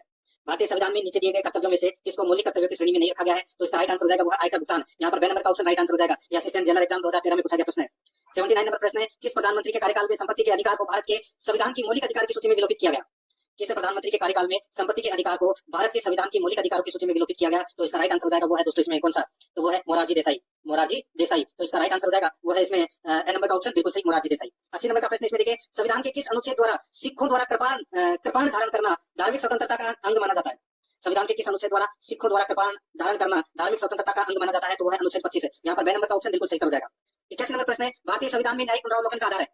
बताइए दोस्तों, भारतीय संविधान में न्यायिक पुनरावलोकन का आधार है? तो यहाँ पर इसका राइट आंसर हो जाएगा वो है इसमें विधि द्वारा स्थापित प्रक्रिया। विधि द्वारा स्थापित प्रक्रिया। तो यहाँ पर इसका राइट आंसर हो जाएगा वो है दोस्तों अनुच्छेद 22। न्यायिक पुनरावलोकन का आधार है, तो दोस्तों इसका राइट आंसर हो जाएगा वो है इसमें दोस्तों विधि द्वारा स्थापित प्रक्रिया।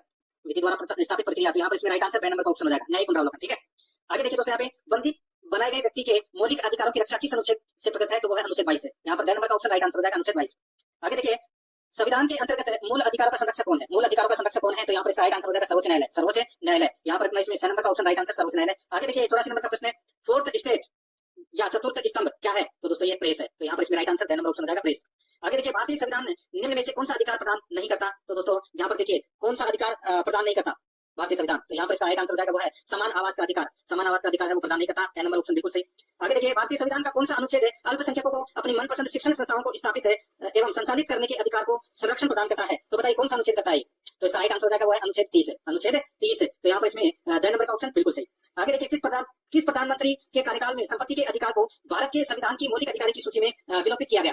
तो वो है दोस्तों मोरारजी देसाई। यहाँ पर ए नंबर का ऑप्शन राइट आंसर हो जाएगा मोरारजी देसाई। आगे देखिए, भारतीय संविधान के निम्नलिखित अनुच्छेदों में से कौन सा उस मूल अधिकार से संबंधित है जो उन्हें भी उपलब्ध है जो कि भारत के नागरिक नहीं है? भारतीय संविधान के निम्नलिखित अनुच्छेदों में से कौन सा उस मूल अधिकार से संबंधित है जो उन्हें भी उपलब्ध है जो कि भारत के नागरिक नहीं है? तो यहाँ पर इसका राइट आंसर हो जाएगा वो है दोस्तों इसमें कौन सा? तो वो है अनुच्छेद 14। यहाँ पर सी नंबर का ऑप्शन राइट आंसर हो जाएगा अनुच्छेद 14। आगे देखिए, 89 नंबर प्रश्न है, निम्नलिखित में से कौन स्वर्ण सिंह समिति 1976 के सदस्य रहे हैं? बताइए, निम्नलिखित में से कौन स्वर्ण सिंह समिति 1976 के सदस्य रहे हैं वो अपने को बताना है। तो दोस्तों यहाँ पर देखिए, AR एंतुले, SS रे और CM स्टीफन, ये तीनों है, ये दोस्तों स्वर्ण सिंह समिति 1976 के सदस्य रहे हैं जो मूल अधिकार से संबंधित समिति थी। तो दोस्तों इसका राइट आंसर हो जाएगा अवैध है। ये देखिए, RS में ये प्रश्न पूछा गया 2018 में, अवैध है। तो यहाँ पर सी नंबर का ऑप्शन बिल्कुल सही। 90 नंबर प्रश्न इसमें देखिए, निम्न युग्मों में से कौन सा सही सुमेलित नहीं है, कौन सा सही सुमेलित नहीं है वो अपने को बताना है। देखिए, मानव के दुर्व्यापार तथा बलात्कार का प्रतिषेध अनुच्छेद 23 बिल्कुल सही है। अल्पसंख्यक वर्गों के हितों का संरक्षण अनुच्छेद 29 बिल्कुल सही है। संवैधानिक उपचारों का अधिकार अनुच्छेद 32 बिल्कुल सही है। शिक्षा संस्थान की स्थापना तथा प्रशासन करने का अधिकार अनुच्छेद 31 ये गलत हो जाएगा दोस्तों, ये अनुच्छेद 30 के अंतर्गत आता है, अनुच्छेद 30 1 के अंदर, ठीक है। यहाँ पर 2 नंबर का ऑप्शन बिल्कुल सही। आगे देखिए, भारत में नागरिकों के मौलिक अधिकारों में संशोधन कौन कर सकता है, मौलिक अधिकारों में संशोधन है वो कौन कर सकता है, तो दोस्तों इसका जो राइट आंसर हो जाएगा वो है मौलिक अधिकारों में संशोधन है वो दोस्तों संसद कर सकती है, ठीक है, संसद राइट आंसर इसमें 6 नंबर ऑप्शन हो जाएगा। आगे देखिए, 92 नंबर का प्रश्न है, संपत्ति के मौलिक अधिकारों को कब समाप्त किया गया, तो दोस्तों 44वां संविधान संशोधन 1978 में किया गया, संपत्ति के अधिकार को समाप्त, 6 नंबर ऑप्शन बिल्कुल सही। आगे देखिए, जोखिम भरे उद्योगों में बाल श्रम का उपयोग निषिद्ध किया गया है, तो दोस्तों इसका जो राइट आंसर हो जाएगा वो है इसमें कौन सा, तो वो है भारत के संविधान द्वारा 10 दिसंबर 1996 के सर्वोच्च न्यायालय के निर्णय द्वारा, संयुक्त राष्ट्र के चार्टर द्वारा, तो इसका राइट आंसर हो जाएगा उपरोक्त सभी, 6 नंबर ऑप्शन बिल्कुल सही। आगे देखिए, मौलिक अधिकार है, तो दोस्तों मौलिक अधिकार क्या है बताइए, तो इसका राइट आंसर हो जाएगा दोस्तों मौलिक अधिकार वाद योग्य है। यहाँ पर अपना इसमें ए नंबर का ऑप्शन बिल्कुल सही, वाद योग्य। आगे देखिए, 6 वर्ष की आयु से 14 वर्ष की आयु के सभी बच्चों को शिक्षा का अधिकार, सभी बच्चों को शिक्षा का अधिकार है वो दोस्तों दिया गया है, तो ये क्या है, तो ये मूल अधिकार है। यहाँ पर 2 नंबर ऑप्शन बिल्कुल सही, मूल अधिकार। आगे देखिए, भारतीय संविधान का कौन सा अनुच्छेद प्रेस की स्वतंत्रता को आश्वासित करता है, तो इसका सही उत्तर हो जाएगा वो है दोस्तों इसमें कौन सा, तो वो है अनुच्छेद 19। यहाँ पर 2 नंबर का ऑप्शन बिल्कुल सही, अनुच्छेद 19। आगे देखिए, निम्न में से कौन सा एक मौलिक अधिकार नहीं है, तो कौन सा एक मौलिक अधिकार नहीं है, तो यहाँ पर इसका राइट आंसर हो जाएगा संपत्ति का अधिकार है, ये दोस्तों मौलिक अधिकार नहीं है। यहाँ पर 6 नंबर का ऑप्शन बिल्कुल सही हो जाएगा। आगे देखिए, 98 नंबर का प्रश्न, निम्न में से किसको संविधान द्वारा मौलिक अधिकारों को लागू करने की शक्ति दी गई है, बताइए निम्न में से किसको संविधान द्वारा मौलिक अधिकारों को लागू करने की शक्ति दी गई है, तो वो है दोस्तों सर्वोच्च एवं उच्च न्यायालय को, सर्वोच्च एवं उच्च न्यायालय को। यहाँ पर 2 नंबर का ऑप्शन बिल्कुल सही हो जाएगा। आगे देखिए, भारत के नागरिकों के मौलिक अधिकारों का वर्णन है, भारत के नागरिकों का मौलिक अधिकारों का वर्णन है, तो दोस्तों ये अनुच्छेद 12 से 35 तक है, अनुच्छेद।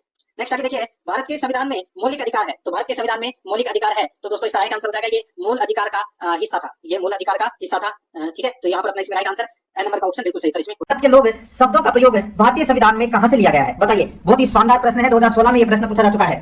तो दोस्तों देखिए, हम भारत के लोग शब्दों का जो प्रयोग है वो भारतीय संविधान में कहां से लिया गया है, राइट आंसर हो जाएगा संविधान की प्रस्तावना में से लिया गया है दोस्तों। डी नंबर का जो ऑप्शन है वो इसका बिल्कुल सही उत्तर हो जाएगा। दोस्तों प्रस्तावना, सबसे पहले मैं आपको बता दूं कि प्रस्तावना आपको याद होनी चाहिए भारतीय संविधान की। दोस्तों देखिए, हम भारत के लोग भारत को एक संपूर्ण प्रभुत्व संपन्न समाजवादी पंथ निरपेक्ष लोकतंत्रात्मक गणराज्य बनाने के लिए तथा उसके समस्त नागरिकों को सामाजिक आर्थिक और राजनीतिक न्याय, ठीक है, सामाजिक आर्थिक और राजनीतिक न्याय प्रस्तावना पढ़ा रहा हूं, ठीक है। तो न्याय कितने प्रकार के हो गए, 3 प्रकार के, कौन कौन से, सामाजिक आर्थिक और राजनीतिक, ठीक है। आगे देखिए, विचार अभिव्यक्ति विश्वास धर्म और उपासना की स्वतंत्रता, ठीक है, स्वतंत्रता कितने प्रकार की है, 5 प्रकार की, कौन कौन सी, विचार अभिव्यक्ति विश्वास धर्म और उपासना की स्वतंत्रता, प्रतिष्ठा और अवसर की समानता प्राप्त करने के लिए तथा उन सब में व्यक्ति की गरिमा और राष्ट्र की एकता और अखंडता सुनिश्चित करने वाली बंधुता बढ़ाने के लिए, यह दोस्तों अपनी क्या है, प्रस्तावना है। तो आपको याद रखना है, एक एक वर्ड इसमें काम आएगा। कई बार परीक्षा में प्रश्न पूछ लिया जाता है कि न्याय कितने प्रकार के हैं प्रस्तावना में, स्वतंत्रता कितने प्रकार की है, ठीक है, ऐसी चीजें आपको याद रखनी है। आगे देखिए, इसमें सेकंड नंबर का प्रश्न है, भारतीय गणतंत्र की 26/1 यानी कि 26 जनवरी 1950 को सही संवैधानिक वस्तु स्थिति क्या थी जब संविधान लागू किया गया। बहुत ही शानदार प्रश्न आप इसको कह सकते हैं, 2009 में यह प्रश्न पूछा गया था। भारतीय गणतंत्र की 26 जनवरी 1950 को सही संवैधानिक वस्तु स्थिति क्या थी जब संविधान लागू किया गया था, तो दोस्तों सभी को पता होना चाहिए। दोस्तों देखिए, 3 शब्द जोड़े गए थे, कौन कौन से, तो आपको पता होना चाहिए दोस्तों। देखिए, समाजवाद, धर्मनिरपेक्ष और अखंडता, ये 3 शब्द जोड़े गए थे दोस्तों 42वें संविधान संशोधन अधिनियम 1976 के द्वारा, ठीक है। तो यहाँ पे देखिए ऑप्शन के अंदर धर्मनिरपेक्ष दे रखा है, ठीक है, और इसमें देखिए चौथे वाले में समाजवाद दे रखा है। अब दोस्तों इस प्रश्न का जो राइट आंसर हो जाएगा वो हो जाएगा अपना इसमें संपूर्ण प्रभुत्व संपन्न लोकतंत्रात्मक गणराज्य, ये मूल संविधान का अंग है दोस्तों, ठीक है। बाकी के जो शब्द हैं वो दोस्तों 42वें संविधान संशोधन के माध्यम से जोड़े गए थे। तो यहाँ पर इस प्रश्न का राइट आंसर सी नंबर का ऑप्शन बिल्कुल सही उत्तर हो जाएगा, ठीक है। आगे देखिए, 3 नंबर का प्रश्न है, भारतीय संविधान की प्रस्तावना में भारत को किस रूप में घोषित किया गया है, भारतीय संविधान की प्रस्तावना में भारत को किस रूप में घोषित किया गया है, इसका राइट आंसर हो जाएगा दोस्तों वो है एक सार्वभौम समाजवादी धर्मनिरपेक्ष प्रजातांत्रिक गणतंत्र, ठीक है। यहाँ पर इस प्रश्न का राइट आंसर हो जाएगा सी नंबर का ऑप्शन है वो इसका बिल्कुल सही उत्तर हो जाएगा। गणतंत्र का मतलब क्या होता है कि राज्य का जो अध्यक्ष है वो एक निर्वाचित व्यक्ति होता है जो एक निश्चित अवधि के लिए पद ग्रहण करता है, वंशानुगत नहीं होता इसमें, ठीक है। यहाँ पर सी नंबर का ऑप्शन बिल्कुल सही। आगे देखिए, 4 नंबर का प्रश्न है, निम्नलिखित में से किसने भारतीय संविधान की प्रस्तावना को हमारे संप्रभु प्रजातांत्रिक गणतंत्र की जन्म कुंडली कहा है, किसने कहा है, भारतीय संविधान की प्रस्तावना को हमारे संप्रभु प्रजातांत्रिक गणतंत्र की जन्म कुंडली कहा है, किसने कहा है, तो दोस्तों ये कहा है किसने, के.एम. मुंशी ने कहा है। तो यहाँ पर अपना डी नंबर का ऑप्शन राइट आंसर हो जाएगा, 2018 में यह प्रश्न पूछा जा चुका है। 5 नंबर का प्रश्न है, भारतीय संविधान का कौन सा भाग संविधान की आत्मा कहलाता है, तो दोस्तों कौन सा भाग है वो संविधान की आत्मा कहलाता है, सही उत्तर हो जाएगा वो है दोस्तों उद्देशिका यानी कि प्रस्तावना, ठीक है, प्रस्तावना है ये भारतीय संविधान की आत्मा कहलाता है। तो यहाँ पर अपना इसमें सी नंबर का ऑप्शन राइट आंसर 2015 में पूछा गया प्रश्न है। आगे देखिए, निम्नलिखित में से कौन भारतीय संविधान के उद्देश्यों को प्रतिबिंबित करता है, बताइए निम्नलिखित में से कौन है भारतीय संविधान के उद्देश्यों को प्रतिबिंबित करता है, तो दोस्तों इसका राइट आंसर हो जाएगा वो है अपना इसमें संविधान की प्रस्तावना। तो बी नंबर का ऑप्शन बिल्कुल सही उत्तर हो जाएगा।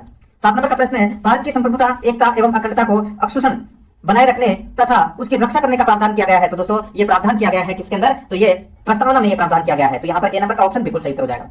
आगे देखिए, संविधान को एक पवित्र दस्तावेज किसने कहा, संविधान को एक पवित्र दस्तावेज किसने कहा, इसका राइट आंसर क्या हो जाएगा, वो है दोस्तों ये दस्तावेज कहा है डॉक्टर भीमराव अंबेडकर ने। तो यहाँ पर अपना इसमें ए नंबर का ऑप्शन बिल्कुल सही उत्तर हो जाएगा। आगे देखिए 9 नंबर का प्रश्न है, भारतीय संविधान का प्राधिकार स्रोत है, बताइए भारतीय संविधान का प्राधिकार स्रोत कौन सा है, इसका राइट आंसर क्या हो जाएगा, वो है दोस्तों अपना इसमें भारत के लोग। ठीक है, भारत के लोग। आपने प्रस्तावना पढ़ी होगी तो सबसे पहले लिखा हुआ है कि हम भारत के लोग, तो यहाँ पे प्राधिकार स्रोत कौन सा है, भारत के लोग। तो यहाँ पर बी नंबर का ऑप्शन राइट आंसर हो जाएगा। 2015 में ये प्रश्न पूछा जा चुका है। आगे देखिए, संविधान के अंतर्गत भारतीय लोकतंत्र के आदर्शों को हम कहां देख सकते हैं, संविधान के अंतर्गत भारतीय लोकतंत्र के आदर्शों को हम कहां देख सकते हैं, इसका राइट आंसर हो जाएगा, वो है दोस्तों कहां देख सकते हैं, तो ये देख सकते हैं दोस्तों प्रस्तावना में। तो यहाँ पर बी नंबर का ऑप्शन बिल्कुल सही उत्तर। 11 नंबर का प्रश्न इसमें देखिए, संविधान की प्रस्तावना सभी भारतीय नागरिकों को निम्न में से कौन सा एक उपबंध कराने के लिए वायदा नहीं करती है, संविधान की प्रस्तावना सभी भारतीय नागरिकों को निम्न में से कौन सा एक उपबंध कराने के लिए वायदा नहीं करती है। दोस्तों इसका राइट आंसर क्या हो जाएगा, वो है देखिए इसमें पूंजी की जो समानता है, ठीक है, पूंजी की जो समानता है वो इसका राइट आंसर हो जाएगा, पूंजी की समानता। ठीक है, ये उपबंध कराने का वायदा है वो नहीं करता है। तो यहाँ पर अपना इसमें राइट आंसर हो जाएगा डी नंबर का ऑप्शन बिल्कुल सही उत्तर। विचार की स्वतंत्रता, राजनीतिक न्याय और सामाजिक न्याय, ये तीनों की उपलब्धता करवाती है दोस्तों प्रस्तावना। तो यहाँ पर अपना इसमें डी नंबर का ऑप्शन बिल्कुल सही। आगे देखिए 12 नंबर का प्रश्न है, भारतीय संविधान की प्रस्तावना के सिलसिले में निम्न में से कौन सा क्रम सही है। अब दोस्तों अगर आपको प्रस्तावना याद है तो इस प्रश्न का राइट आंसर आप आसानी से दे सकते हैं। दोस्तों देखिए, इसमें मैंने आपको बताया था अभी थोड़ी देर पहले ही प्रस्तावना पढ़ के, देखिए हम भारत के लोग भारत को एक संपूर्ण प्रभुत्व संपन्न समाजवादी, यानी कि सार्वभौम सत्ता संपन्न समाजवादी, धर्मनिरपेक्ष लोकतंत्रात्मक गणराज्य। ठीक है, ये क्या है प्रस्तावना की अपनी जो शुरुआत की जो 2 लाइनें हैं वो ही इस प्रश्न का सही उत्तर होगा। हम भारत के लोग भारत को एक संपूर्ण प्रभुत्व संपन्न समाजवादी पंथनिरपेक्ष लोकतांत्रिक गणराज्य बनाने के लिए। ठीक है, तो यहाँ पर इसमें राइट आंसर हो जाएगा डी नंबर का ऑप्शन बिल्कुल सही था। देखिए इसमें जनवादी दे रखा है, ठीक है, इसमें भी जनवादी दे रखा है, जनवादी को प्रस्तावना में शब्द नहीं है, तो यहाँ पर इसमें डी नंबर ऑप्शन बिल्कुल सही।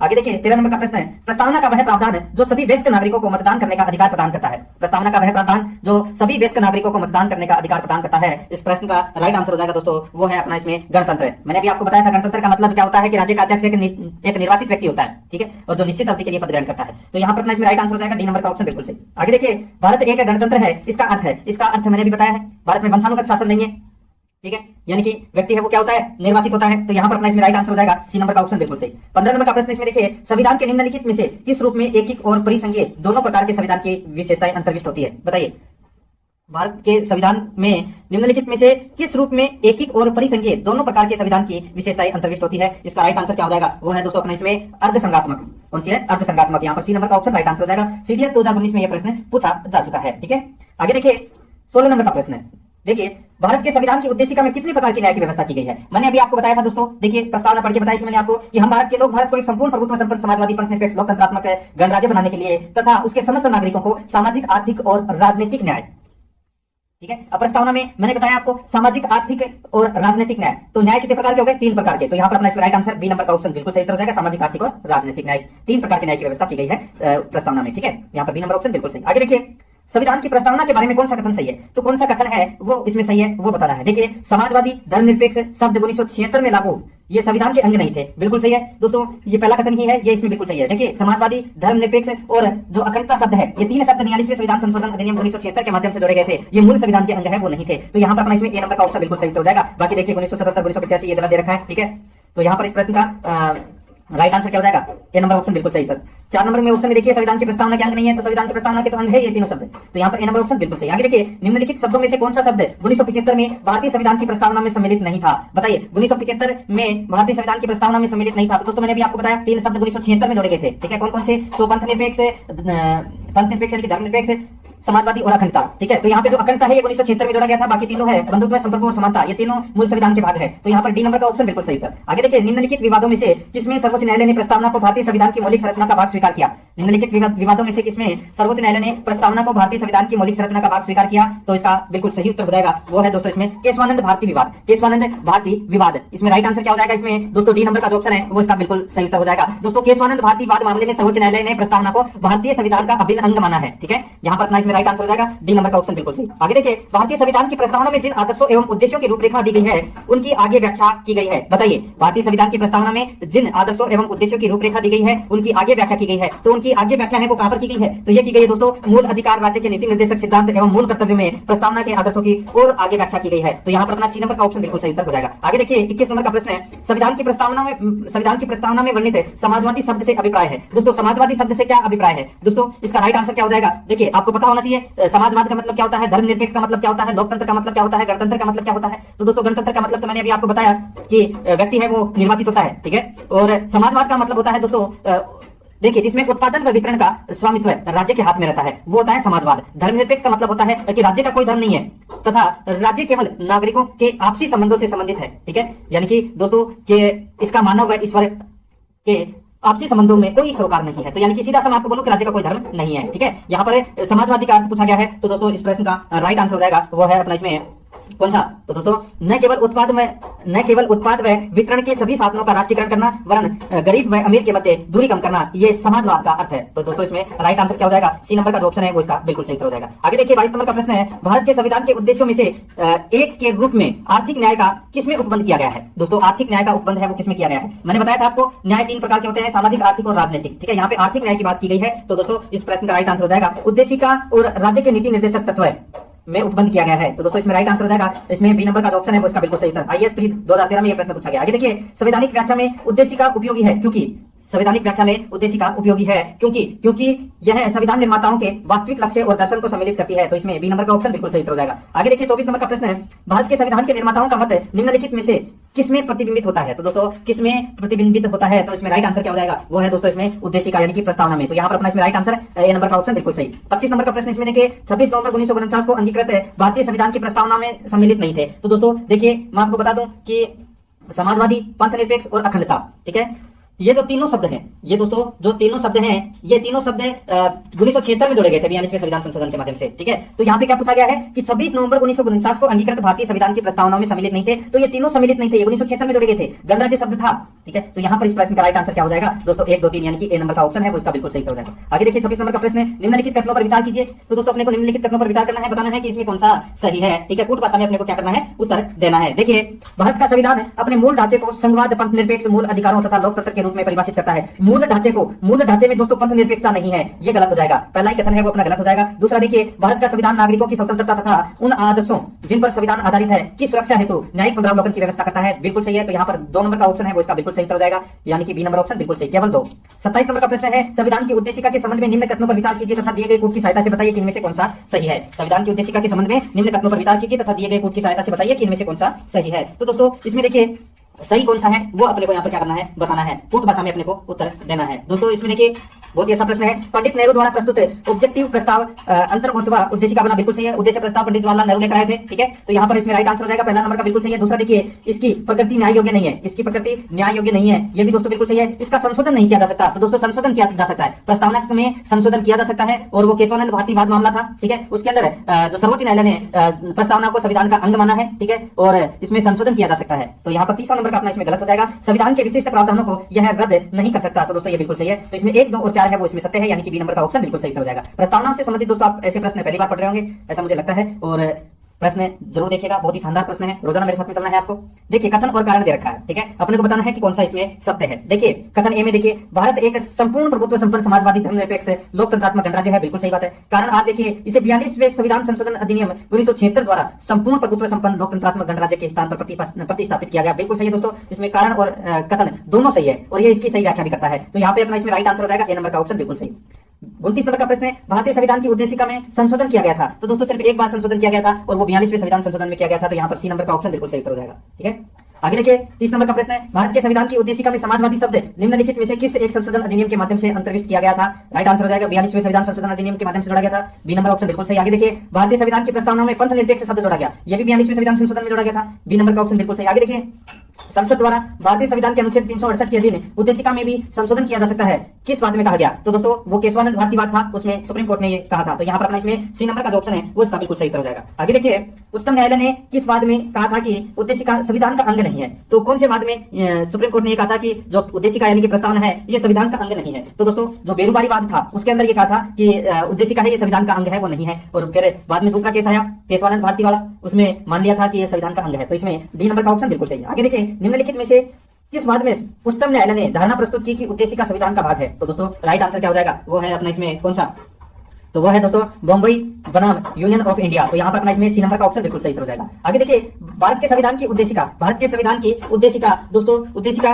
इसमें देखिए संविधान का भाग है किंतु उसके अन्य भागों से स्वतंत्र होकर उसका कोई विधिक प्रभाव नहीं है। तो इसमें डी नंबर का ऑप्शन बिल्कुल सही उत्तर हो जाएगा। आगे देखिए भारतीय संविधान की मुख्य प्रस्तावना है, भारतीय संविधान की मुख्य प्रस्तावना है तो दोस्तों विचार, विश्वास, धर्म, अभिव्यक्ति की प्रस्तावना है दोस्तों। तो इसमें बी नंबर का ऑप्शन बिल्कुल सही उत्तर हो जाएगा। 37 नंबर का प्रश्न है निम्नलिखित में से कौन भारत को एक धर्मनिरपेक्ष राज्य बताता है? निम्नलिखित में से कौन है भारत को एक धर्मनिरपेक्ष राज्य बताता है? इसका राइट आंसर क्या हो जाएगा? वो है दोस्तों संविधान की प्रस्तावना। यहाँ पर डी नंबर का जो ऑप्शन है वो इसका बिल्कुल सही उत्तर हो जाएगा। आगे देखिए 38 नंबर का प्रश्न है निम्नलिखित उद्देश्यों में से कौन सा एक भारत के संविधान की उद्देशिका में सन्निविष्ट है? तो इसका राइट आंसर हो जाएगा वो है दोस्तों अपना इसमें कौन सा? तो वो है आर्थिक स्वतंत्रता। तो इसमें राइट आंसर क्या हो जाएगा? बी नंबर का जो ऑप्शन है वो इसका बिल्कुल सही उत्तर हो जाएगा। ठीक है, याद रखना आर्थिक स्वतंत्रता। ठीक है, आगे देखिए दोस्तों अपने इसमें देखिए आर्थिक स्वतंत्रता नहीं है, ये आर्थिक क्या है? ये आर्थिक न्याय है। विचार की स्वतंत्रता है, अभिव्यक्ति की स्वतंत्रता है, विश्वास की स्वतंत्रता है। मैंने आपको बताया था कि स्वतंत्रता प्रस्तावना में 5 प्रकार की है, विचार की, अभिव्यक्ति की, विश्वास की, धर्म की और उपासना की। ये 5 प्रकार की स्वतंत्रता है। यहाँ पे आर्थिक स्वतंत्रता नहीं है, ये आर्थिक न्याय है। ठीक है, तो यहाँ पर बी नंबर का ऑप्शन बिल्कुल सही। 39 नंबर का प्रश्न इसमें देखिए संविधान सभा द्वारा अंगीकृत ऐतिहासिक उद्देश्यों के कथन के संबंध में निम्नलिखित कथनों में से कौन सा सही है? तो कौन सा इसमें सही है वो अपने को यहाँ पर क्या करना है? बताना है। दोस्तों बहुत ही शानदार प्रश्न है, आप इसको कह सकते हैं और अपने को कोट भाषा में क्या करना है? उत्तर देना है। देखिए उद्देश्यों के कथन ने अपने सभी उत्तरवर्ती चरणों से संविधान के रूप निर्माण को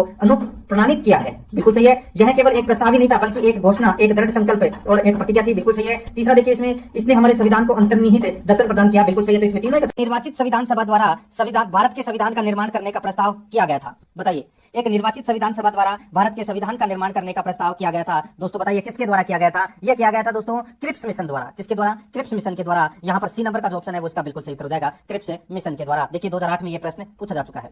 आगे देखिए सेकंड नंबर का प्रश्न है कैबिनेट मिशन योजना के अंतर्गत संविधान निर्मात्री परिषद में प्रत्येक प्रांत को आवंटित सदस्य संख्या निर्धारित करने के लिए एक प्रतिनिधि कितनी जनसंख्या के अनुपात में था? एक प्रतिनिधि कितनी जनसंख्या के अनुपात में था? बताइए दोस्तों। इसका राइट आंसर हो जाएगा एक प्रतिनिधि दोस्तों 10 लाख जनसंख्या के ऊपर था। यहाँ पर अपना इसमें राइट आंसर हो जाएगा बी नंबर का ऑप्शन बिल्कुल सही। 10 लाख व्यक्ति पर एक प्रतिनिधि था। बी नंबर ऑप्शन बिल्कुल सही। आगे देखिए 3 नंबर का प्रश्न है इन व्यक्तियों में से कौन कैबिनेट मिशन का सदस्य नहीं था? दोस्तों कैबिनेट मिशन में 3 सदस्य थे। कौन कौन से? तो दोस्तों पैट्रिक लॉरेंस, स्टेफोर्ड क्रिप्स और अलेक्जेंडर। ठीक है, ये 3 सदस्य थे दोस्तों कैबिनेट मिशन में। यहाँ पर विलियम वुड है वो गलत दे रखा है। यहाँ पर ए नंबर का जो ऑप्शन है वो इसका बिल्कुल सही हो जाएगा। 2015 में यह प्रश्न पूछा जा चुका है। आगे देखिए यहाँ पर दोस्तों भारतीय संविधान सभा का गठन किया गया था। भारतीय संविधान सभा का गठन है ये किया गया था। चौथा नंबर का प्रश्न है। ठीक है दोस्तों भारतीय संविधान सभा का जो गठन है ये किसके द्वारा किया गया था? ये दोस्तों कैबिनेट मिशन योजना 1946 के अंतर्गत किया गया था। याद रखना कैबिनेट मिशन 1946 के अंतर्गत है। सी नंबर का ऑप्शन राइट आंसर हो जाएगा। 2009 में पूछा गया प्रश्न है। आगे देखिए 1946 में निर्मित अंतरिम सरकार में कार्यपालिका परिषद के उपसभापति थे। बताइए 1946 में निर्मित अंतरिम सरकार में कार्यपालिका परिषद के उपसभापति कौन थे? इसका राइट आंसर हो जाएगा वो थे दोस्तों पंडित जवाहरलाल नेहरू। यहाँ पर ए नंबर का जो ऑप्शन है वो इसका बिल्कुल सही उत्तर हो जाएगा, पंडित जवाहरलाल नेहरू। आगे देखिए 6 नंबर का प्रश्न है निम्नलिखित में से कौन अगस्त 1946 में गठित प्रथम अंतरिम राष्ट्रीय सरकार का सदस्य नहीं था?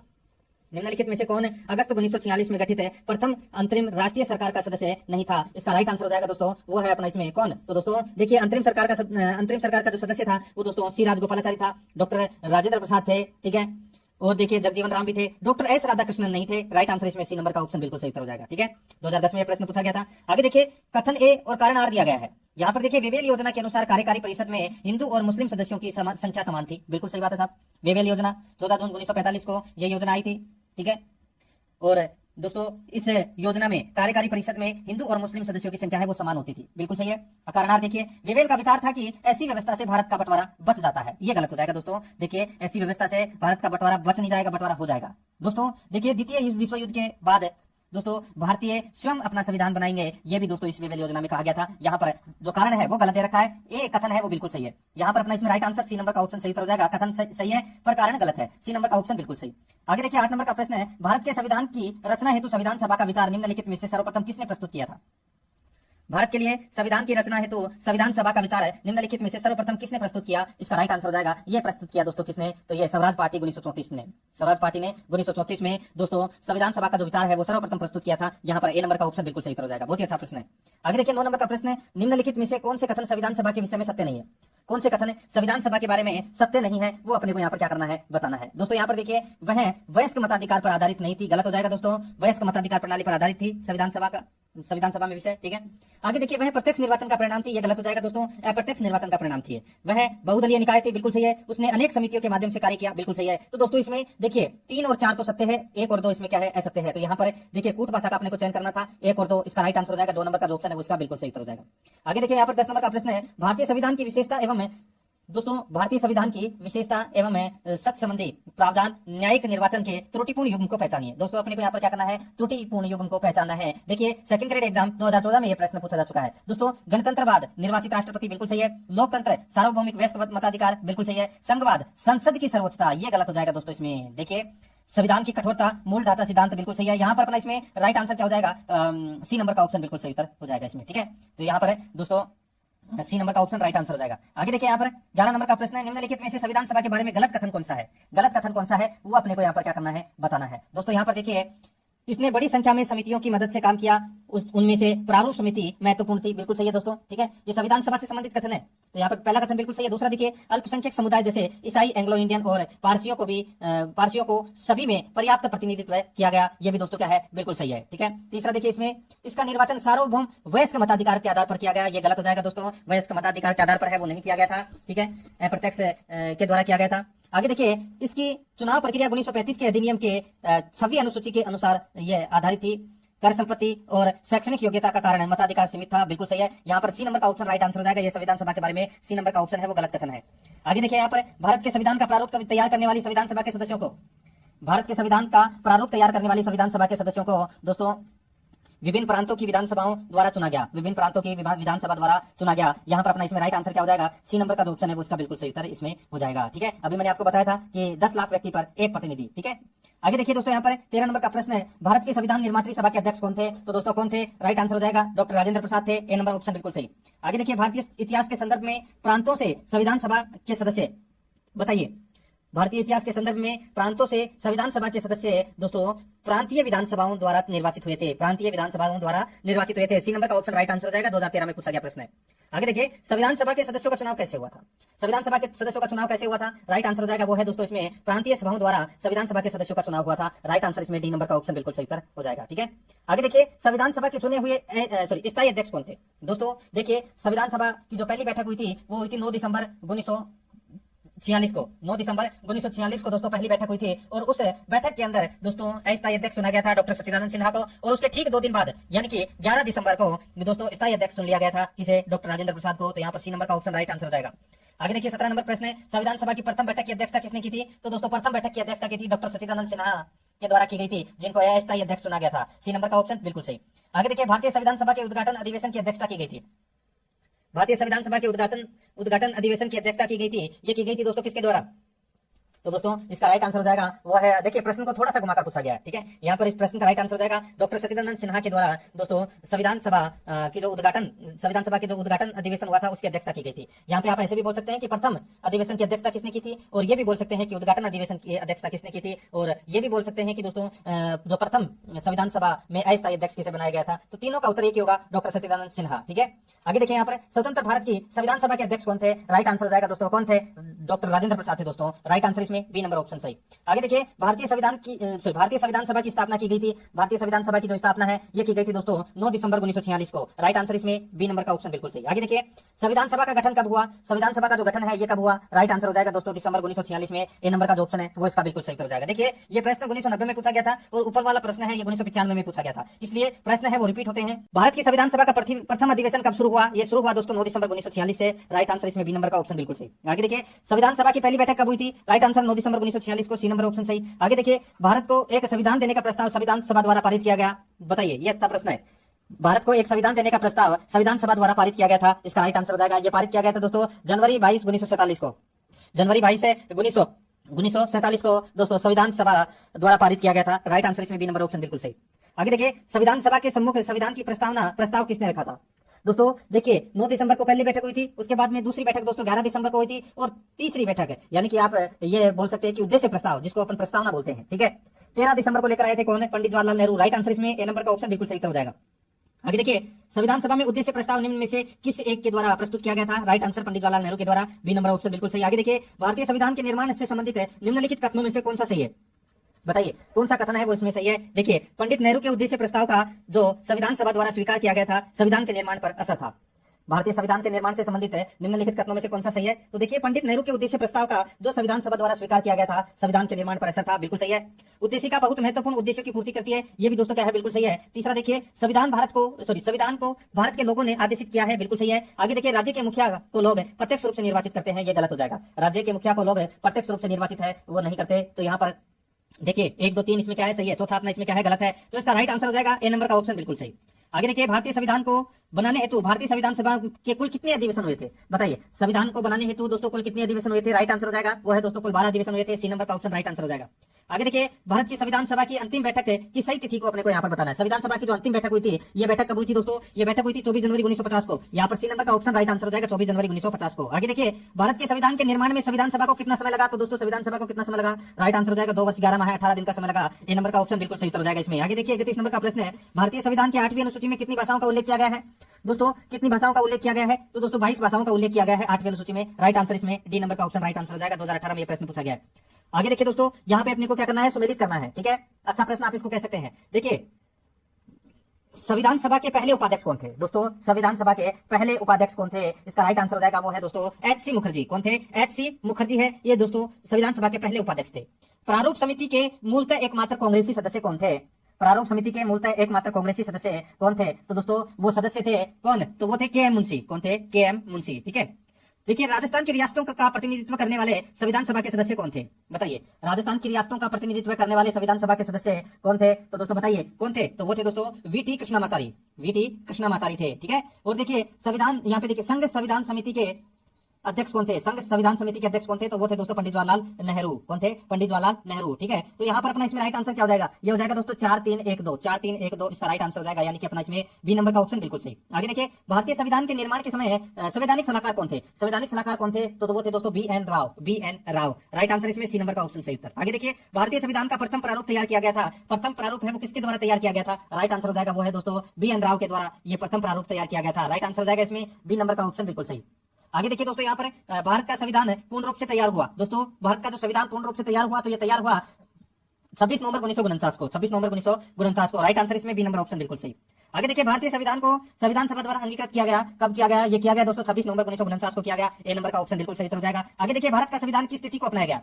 भारत का संविधान किस तिथि को अपनाया गया? इसका राइट आंसर हो जाएगा वो है दोस्तों 26 नवंबर 1949 को अपनाया गया। 26 नवंबर 1949 को अपनाया गया। बी नंबर का ऑप्शन बिल्कुल सही हो जाएगा। आगे देखिए, भारतीय संविधान कब लागू हुआ? ये लागू हुआ दोस्तों बताइए। तो दोस्तों भारतीय संविधान 26 जनवरी 1950 को लागू हुआ। राइट आंसर इसमें ए नंबर का ऑप्शन बिल्कुल सही उत्तर हो जाएगा, ठीक है।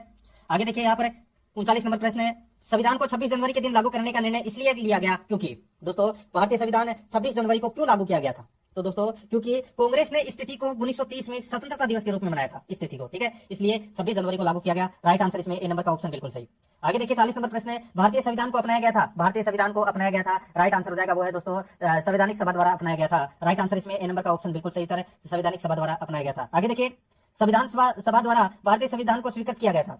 संविधान सभा द्वारा भारतीय संविधान को स्वीकृत किया गया था। इसका राइट आंसर हो जाएगा ये स्वीकृत 26 नवंबर 1949 को किया गया था। सी नंबर ऑप्शन बिल्कुल सही। आगे देखिए, भारतीय संविधान को 26 नवंबर 1949 को किसके द्वारा अधिनियमित किया गया? तो दोस्तों किसके द्वारा अधिनियमित किया गया? ये दोस्तों संविधान सभा द्वारा अधिनियमित किया गया। राइट आंसर इसमें ए नंबर ऑप्शन बिल्कुल सही। आगे देखिए, भारत का संविधान अंगीकृत एवं अधिनियमित हुआ था। राइट आंसर हो जाएगा इसमें नवंबर 26 1949 को। यहाँ पर C number option right answer. देखिए मेरी गलती नहीं है कि इसमें जो प्रश्न रिपीट हो रहे हैं, ठीक है। ये प्रश्न किसी एग्जाम में बार बार पूछे गए हैं, तो वो मैं आपको यहाँ पे बता रहा हूँ। देखिए 2013 में भी पूछा गया और 2015 में भी पूछा गया, ठीक है। और भी ऐसे प्रश्न हैं वो काफी सारी परीक्षा में पूछे गए हैं। तो ये प्रश्न महत्वपूर्ण है, जो प्रश्न रिपीट हो रहे हैं वो आपके लिए बढ़िया है, आपकी तैयारी अच्छी हो रही है उससे। आगे देखिए, भीमराव अंबेडकर का भारतीय संविधान सभा में निर्वाचन हुआ था। बताइए, ये एलएसी प्री 1996 में प्रश्न पूछा गया था। भारतीय संविधान सभा में निर्वाचन हुआ था दोस्तों डॉक्टर भीमराव अंबेडकर का। कहां से?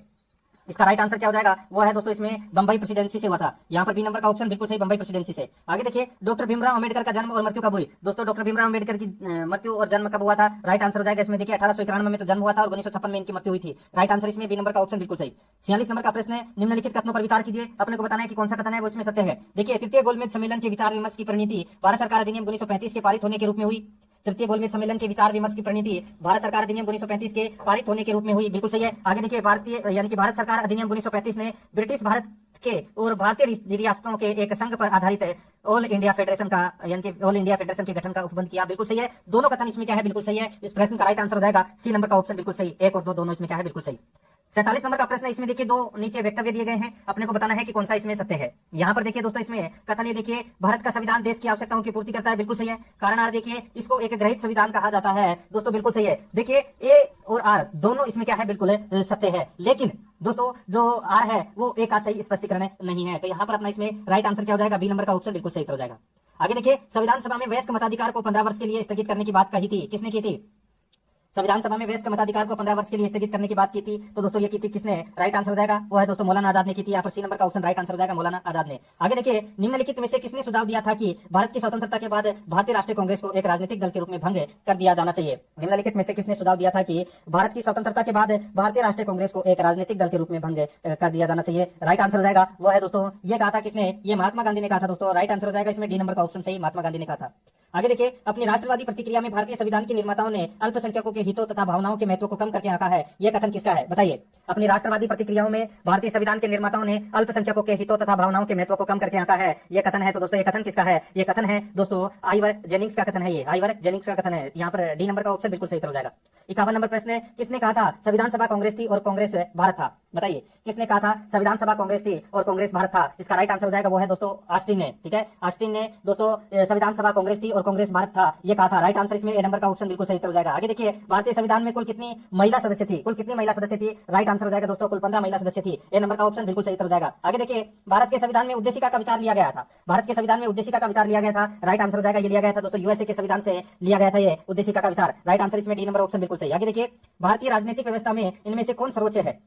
भारतीय राजनीतिक व्यवस्था में इनमें से कौन सर्वोच्च है? इसका राइट आंसर हो जाएगा वो है दोस्तों इसमें संविधान सर्वोच्च है। राइट आंसर इसमें बी नंबर का ऑप्शन बिल्कुल सही हो जाएगा। आगे देखिए, भारत में न्यायिक पुनरीक्षण की संकल्पना निम्नांकित देश के संविधान से ली गई है।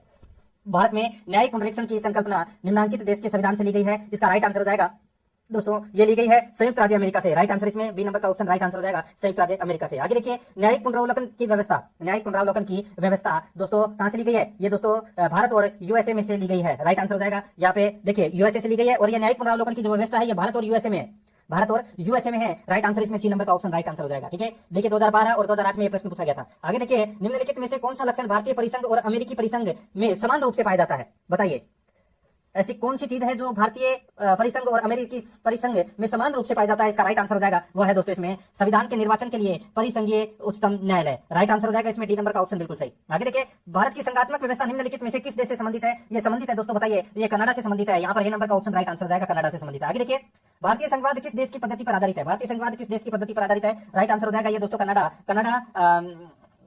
यानी कि संघवाद की जो व्यवस्था है वो कहां से ली गई है? कनाडा से ली गई है। ठीक है, यहाँ पर बी नंबर ऑप्शन बिल्कुल सही, 2017 में यह प्रश्न पूछा गया था। आगे देखिए, भारतीय संविधान में राज्यों का संघ यानी कि राज्यों का संघ की संकल्पना को प्राप्त किया गया, कहां से प्राप्त किया गया? दोस्तों भारतीय संविधान राज्यों का संघ है, ये संकल्पना है, ये कहां से ली गई है? राइट आंसर हो जाएगा ये दोस्तों ब्रिटिश नॉर्थ अमेरिकी अधिनियम से ली गई है ये। ठीक है, ब्रिटिश नॉर्थ अमेरिकी अधिनियम से ली गई है, सी नंबर का ऑप्शन बिल्कुल सही। आगे देखिए, भारतीय संसदीय प्रणाली ब्रिटिश संसदीय प्रणाली से इस बात में भिन्न है कि भारत में, भारतीय संसदीय प्रणाली ब्रिटिश संसदीय प्रणाली से इस बात में भिन्न है कि भारत में दोस्तों न्यायिक पुनरावलोकन की प्रणाली है, भारत में न्यायिक पुनरावलोकन की प्रणाली है। यहाँ पर डी नंबर का ऑप्शन बिल्कुल सही हो जाएगा। आगे देखिए, निम्नलिखित में से कौन सा कथन सत्य है, कौन सा कथन इसमें सत्य है, वो अपने को यहाँ पर क्या करना है, बताना है। दोस्तों यहाँ पर देखिए, इसमें संयुक्त राज्य अमेरिका में सरकार की संघीय प्रणाली है, ये पहला ही कथन है वो दोस्तों क्या है इसमें बिल्कुल सही है। यहाँ पर देखिए, भारत में सरकार की संघीय और एकात्मक है, दोनों प्रकार की प्रणाली है, ये गलत हो जाएगा इसमें। ठीक है, संघीय प्रणाली है भारत में। राइट आंसर हो जाएगा इसमें ए नंबर का ऑप्शन बिल्कुल सही, ये प्रश्न का राइट आंसर ए नंबर ही होगा। आगे देखिए, भारत के संविधान में सम्मिलित समवर्ती सूची किस देश की देन है? समवर्ती सूची बताइए, ये ली गई है दोस्तों ऑस्ट्रेलिया से, बी नंबर का ऑप्शन राइट आंसर ऑस्ट्रेलिया से। आगे देखिए, भारत ने समवर्ती सूची की संकल्पना उद्धत की है, इसका राइट आंसर हो जाएगा वो है दोस्तों ऑस्ट्रेलिया के संविधान से उद्धत की है, सी नंबर का ऑप्शन बिल्कुल सही हो जाएगा। आगे देखिए, 65 नंबर का प्रश्न है, भारत के संविधान निर्माताओं ने 7वीं अनुसूची में वर्णित समवर्ती सूची की अवधारणा को ग्रहण किया था।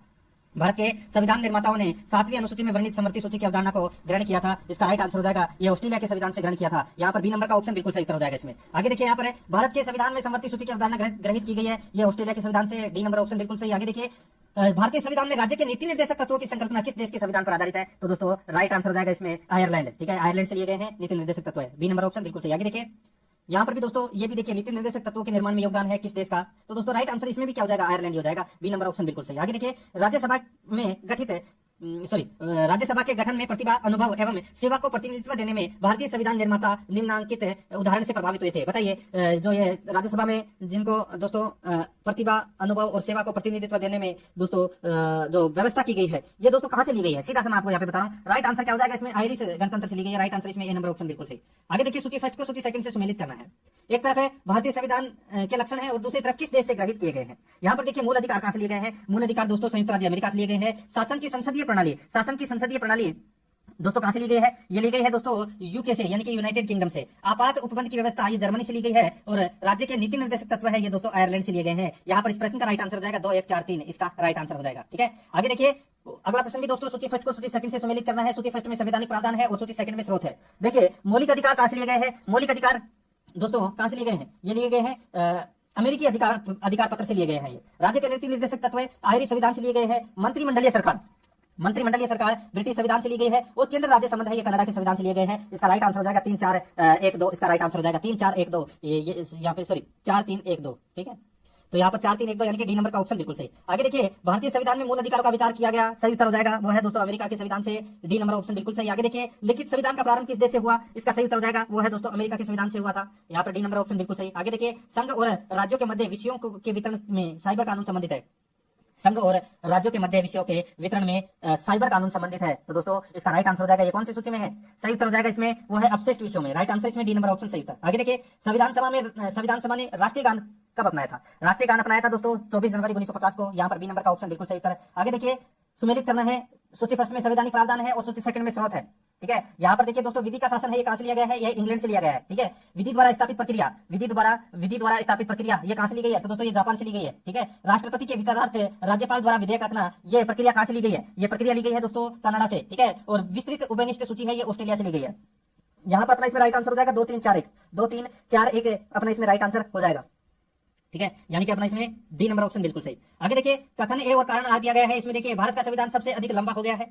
भारत का संविधान है वो सबसे अधिक लंबा हो गया, बिल्कुल सही है। आगे देखिए मौलिक अधिकारों का अध्याय अमेरिकन संविधान के मॉडल से लिया गया, बिल्कुल सही है। दोनों सही है इसमें, लेकिन आर है वो एक का सही स्पष्टीकरण नहीं करता है। तो यहाँ पर अपना इसमें right answer B number option सही उत्तर हो जाएगा। आगे देखिए वही सुमेलित करना है। देखिए राज्य के नीति निर्देशक तत्व कहां से लिए गए हैं, ये आयरलैंड से लिए गए हैं। मूल अधिकार कहां से लिए गए हैं, ये संयुक्त राज्य अमेरिका से लिए गए हैं। राज्य यानी कि संघ राज्य संबंधों की समवर्ती सूची ये ऑस्ट्रेलिया से ली गई है और भारत राज्यों का संघ है तथा संघ में अधिक शक्ति निहित है। ये प्रक्रिया दोस्तों कहां से ली गई है, ये कनाडा से ली गई है। ठीक है, यहाँ पर इस प्रश्न का राइट आंसर क्या हो जाएगा दोस्तों, यहाँ पर देखिए 3 5 1 2 अपना इसमें राइट आंसर हो जाएगा। ठीक है, आगे देखिए यहाँ पर भारतीय संविधान में मौलिक कर्तव्यों का विचार लिया गया है। ये लिया गया है कहां से, ये दोस्तों ब्रिटिश संविधान से लिया गया है। ठीक है, मौलिक कर्तव्यों, मूल अधिकार नहीं मौलिक कर्तव्यों। ठीक है, सॉरी मौलिक कर्तव्यों का विचार है वो कहां से लिया गया है दोस्तों, मौलिक कर्तव्यों का विचार रूस यानी कि पूर्व सोवियत संघ के संविधान से लिया गया है। सी नंबर का ऑप्शन राइट आंसर हो जाएगा इसमें। आगे देखिए भारतीय संविधान में सन्निहित मूल अधिकारों की अवधारणा किस देश के संविधान से ग्रहण की गई है, राइट आंसर हो जाएगा इसमें संयुक्त राज्य अमेरिका से। सी नंबर ऑप्शन बिल्कुल सही। आगे देखिए राष्ट्रगीत के रचयिता है कौन है, सही उत्तर हो जाएगा वो है बंकिम चंद्र चट्टोपाध्याय। राइट आंसर हो जाएगा इसमें दोस्तों ए नंबर ऑप्शन बिल्कुल सही। राष्ट्रीय गीत कौन सा है, तो दोस्तों वंदे मातरम। आगे देखिए भारत का राष्ट्रीय पशु है कौन सा, राइट आंसर हो जाएगा बाघ। यहाँ पर इसका राइट आंसर क्या हो जाएगा, सी नंबर ऑप्शन बिल्कुल सही। आगे देखिए निम्न में से कौन संविधान सभा के सदस्य थे, संविधान सभा के इनमें से कौन सदस्य थे, राइट आंसर हो जाएगा देखिए इसमें रणवीर सिंह हुड्डा, श्री रणवीर सिंह हुड्डा है ये संविधान सभा के सदस्य थे। राइट आंसर हो जाएगा इसमें सी नंबर ऑप्शन सही। आगे देखिए निम्नलिखित में से कौन संविधान सभा की विशेषता है, बताइए कौन सी संविधान सभा की विशेषता है, तो यहाँ पर देखिए यह सबसे विशाल है, इनमें अनेक देशों के संविधानों यानी कि संविधान से प्रावधानों को लिया गया है, यह लचीला है, बिल्कुल सही है। इसमें डी नंबर का ऑप्शन राइट आंसर हो जाएगा अप्रोक्सिमेटली। आगे देखिए 85 नंबर प्रश्न है, भारत के संविधान की प्रस्तावना में उल्लेखित हम भारत के लोग से क्या तात्पर्य है, हम भारत के लोग से क्या तात्पर्य है, राइट आंसर हो जाएगा संप्रभुता भारत के लोगों में निहित है। यहाँ पर बी नंबर का ऑप्शन बिल्कुल सही हो जाएगा। आगे देखिए भारतीय संविधान लागू किया गया, ये लागू किया गया दोस्तों कब है, राइट आंसर हो जाएगा वो है 26 जनवरी 1950 को ये लागू किया गया। यहाँ पर बी नंबर का ऑप्शन बिल्कुल सही। आगे देखिए संविधान निर्मात्री सभा की पहली बैठक कब आयोजित की गई थी, पहली बैठक है ये दोस्तों 9 दिसंबर 1946 को आयोजित की गई थी। सी नंबर ऑप्शन बिल्कुल सही। आगे देखिए संविधान सभा किसके अंतर्गत स्थापित की गई थी, बहुत ही अच्छा प्रश्न है, राइट आंसर हो जाएगा वो है दोस्तों कैबिनेट मिशन के अंतर्गत। यहाँ पर बी नंबर ऑप्शन बिल्कुल सही। आगे देखिए संविधान के अनुसार राज्य के कितने अंग हैं, तो दोस्तों राज्यों के कितने अंग हैं, राइट आंसर हो जाएगा दोस्तों वो है 3 अंग है, राइट आंसर हो जाएगा इसमें बी नंबर ऑप्शन बिल्कुल सही। आगे देखिए भारतीय संविधान की कौन सी विशेषता नहीं है, तो भारतीय संविधान की दोस्तों विशेषता कौन सी नहीं है, तो वो देखिए प्रजातांत्रिक पद्धति, मूल अधिकार एवं कर्तव्य, स्वतंत्र न्यायपालिका, ये तीनों दोस्तों विशेषता है भारतीय संविधान की। लेकिन प्रत्येक नागरिक को रोजगार की सुरक्षा है, ये विशेषता नहीं है। आरटेट यानी कि 2011 के अंदर ये प्रश्न पूछा गया था। सी नंबर ऑप्शन बिल्कुल सही। आगे देखिए निम्नलिखित में से कौन से संघीय शासन प्रणाली के लक्षण है, कौन से संघीय शासन प्रणाली के लक्षण है, तो यहाँ पर देखिए दोस्तों संविधान की सर्वोच्चता, संघीय केंद्र एवं संघ की इकाइयों के बीच शक्तियों का वितरण, द्विसदनात्मक संघीय विधायिका का अस्तित्व सही विकल्प है, बिल्कुल सही है, इसमें तीनों सही है। राइट आंसर इसमें सी नंबर का ऑप्शन बिल्कुल सही हो जाएगा। आगे देखिए कौन सा इसमें सही सुमिलित नहीं है, वो अपने को यहाँ पर बताना है। एक तरफ अनुच्छेद है, दूसरी तरफ प्रावधान है। देखिए अनुच्छेद 76 में भारत के महान्यायवादी की नियुक्ति की बात कही गई है, बिल्कुल सही है। अनुच्छेद 148 में भारत के नियंत्रक एवं महालेखा परीक्षक की नियुक्ति की बात कही गई है, बिल्कुल सही है। अनुच्छेद 324 में भारत के निर्वाचन आयोग की नियुक्ति की बात कही गई है, बिल्कुल सही है। तो अनुच्छेद 337 है राष्ट्रीय अनुसूचित जनजाति आयोग है, राष्ट्रीय अनुसूचित जाति आयोग, ये इसमें गलत दे रखा है दोस्तों। अनुच्छेद 337 में राज्य विधानमंडलों में अनुसूचित जनजातियों के लिए आरक्षण की बात कही गई है, यहाँ पर अपना डी नंबर का ऑप्शन राइट आंसर हो जाएगा, ये गलत दे रखा है इसमें। आगे देखिए, भारतीय द्वारा निम्नलिखित में से किस शासन प्रणाली को अपनाया गया, सही उत्तर हो जाएगा वो है दोस्तों संसदीय और संघीय प्रणाली को अपनाया गया, बी नंबर ऑप्शन बिल्कुल सही। आगे देखिए, भारत के संविधान में निम्नलिखित में से किसका उल्लेख नहीं किया गया, तो दोस्तों किसका उल्लेख नहीं किया गया, तो दोस्तों राजनीतिक दलों के नाम का उल्लेख है वो नहीं किया गया, बाकी तीनों का उल्लेख किया गया है, ठीक है। आगे देखिए, निम्नलिखित में से कौन भारत की संविधान सभा का अध्यक्ष था, बताइए, राइट आंसर हो जाएगा डॉक्टर राजेंद्र प्रसाद, ए नंबर ऑप्शन बिल्कुल सही। आगे देखिए, भारतीय संविधान को कब अपनाया गया, राइट आंसर देखिए, ये 2018 में प्रश्न पूछा गया है, ठीक है। पहले जो पूछा गया तो वो अलग बात थी, लेकिन 2018 में भी पूछा गया है, तो दोस्तों 26 नवंबर 1949 को, ठीक है। तो यहाँ पर दोस्तों ए नंबर का जो ऑप्शन है उसका बिल्कुल सही उत्तर हो जाएगा। आगे देखिए, निम्नलिखित में से कौन भारत की संविधान सभा की मसौदा समिति के अध्यक्ष थे, मसौदा समिति के अध्यक्ष थे दोस्तों डॉक्टर भीमराव अम्बेडकर, यहाँ पर डी नंबर का ऑप्शन राइट आंसर हो जाएगा। आगे देखिए, भारत के संविधान के निम्नलिखित लक्षणों में से कौन सा एक है उसकी संसदीय प्रणाली से संबंधित नहीं है, इसका राइट आंसर हो जाएगा वो है दोस्तों इसमें सूची प्रणाली, ठीक है, सूची प्रणाली इसका राइट आंसर हो जाएगा इसमें। देखिए, सेकंड ग्रेड एग्जाम 2018 में यह प्रश्न पूछा गया था, बाकी तीनों है। आगे देखिए, निम्न में से किस देश का अलिखित संविधान है, राइट आंसर हो जाएगा दोस्तों ये है यूके का अलिखित संविधान है, यहाँ पर बी नंबर ऑप्शन बिल्कुल सही। आगे देखिए,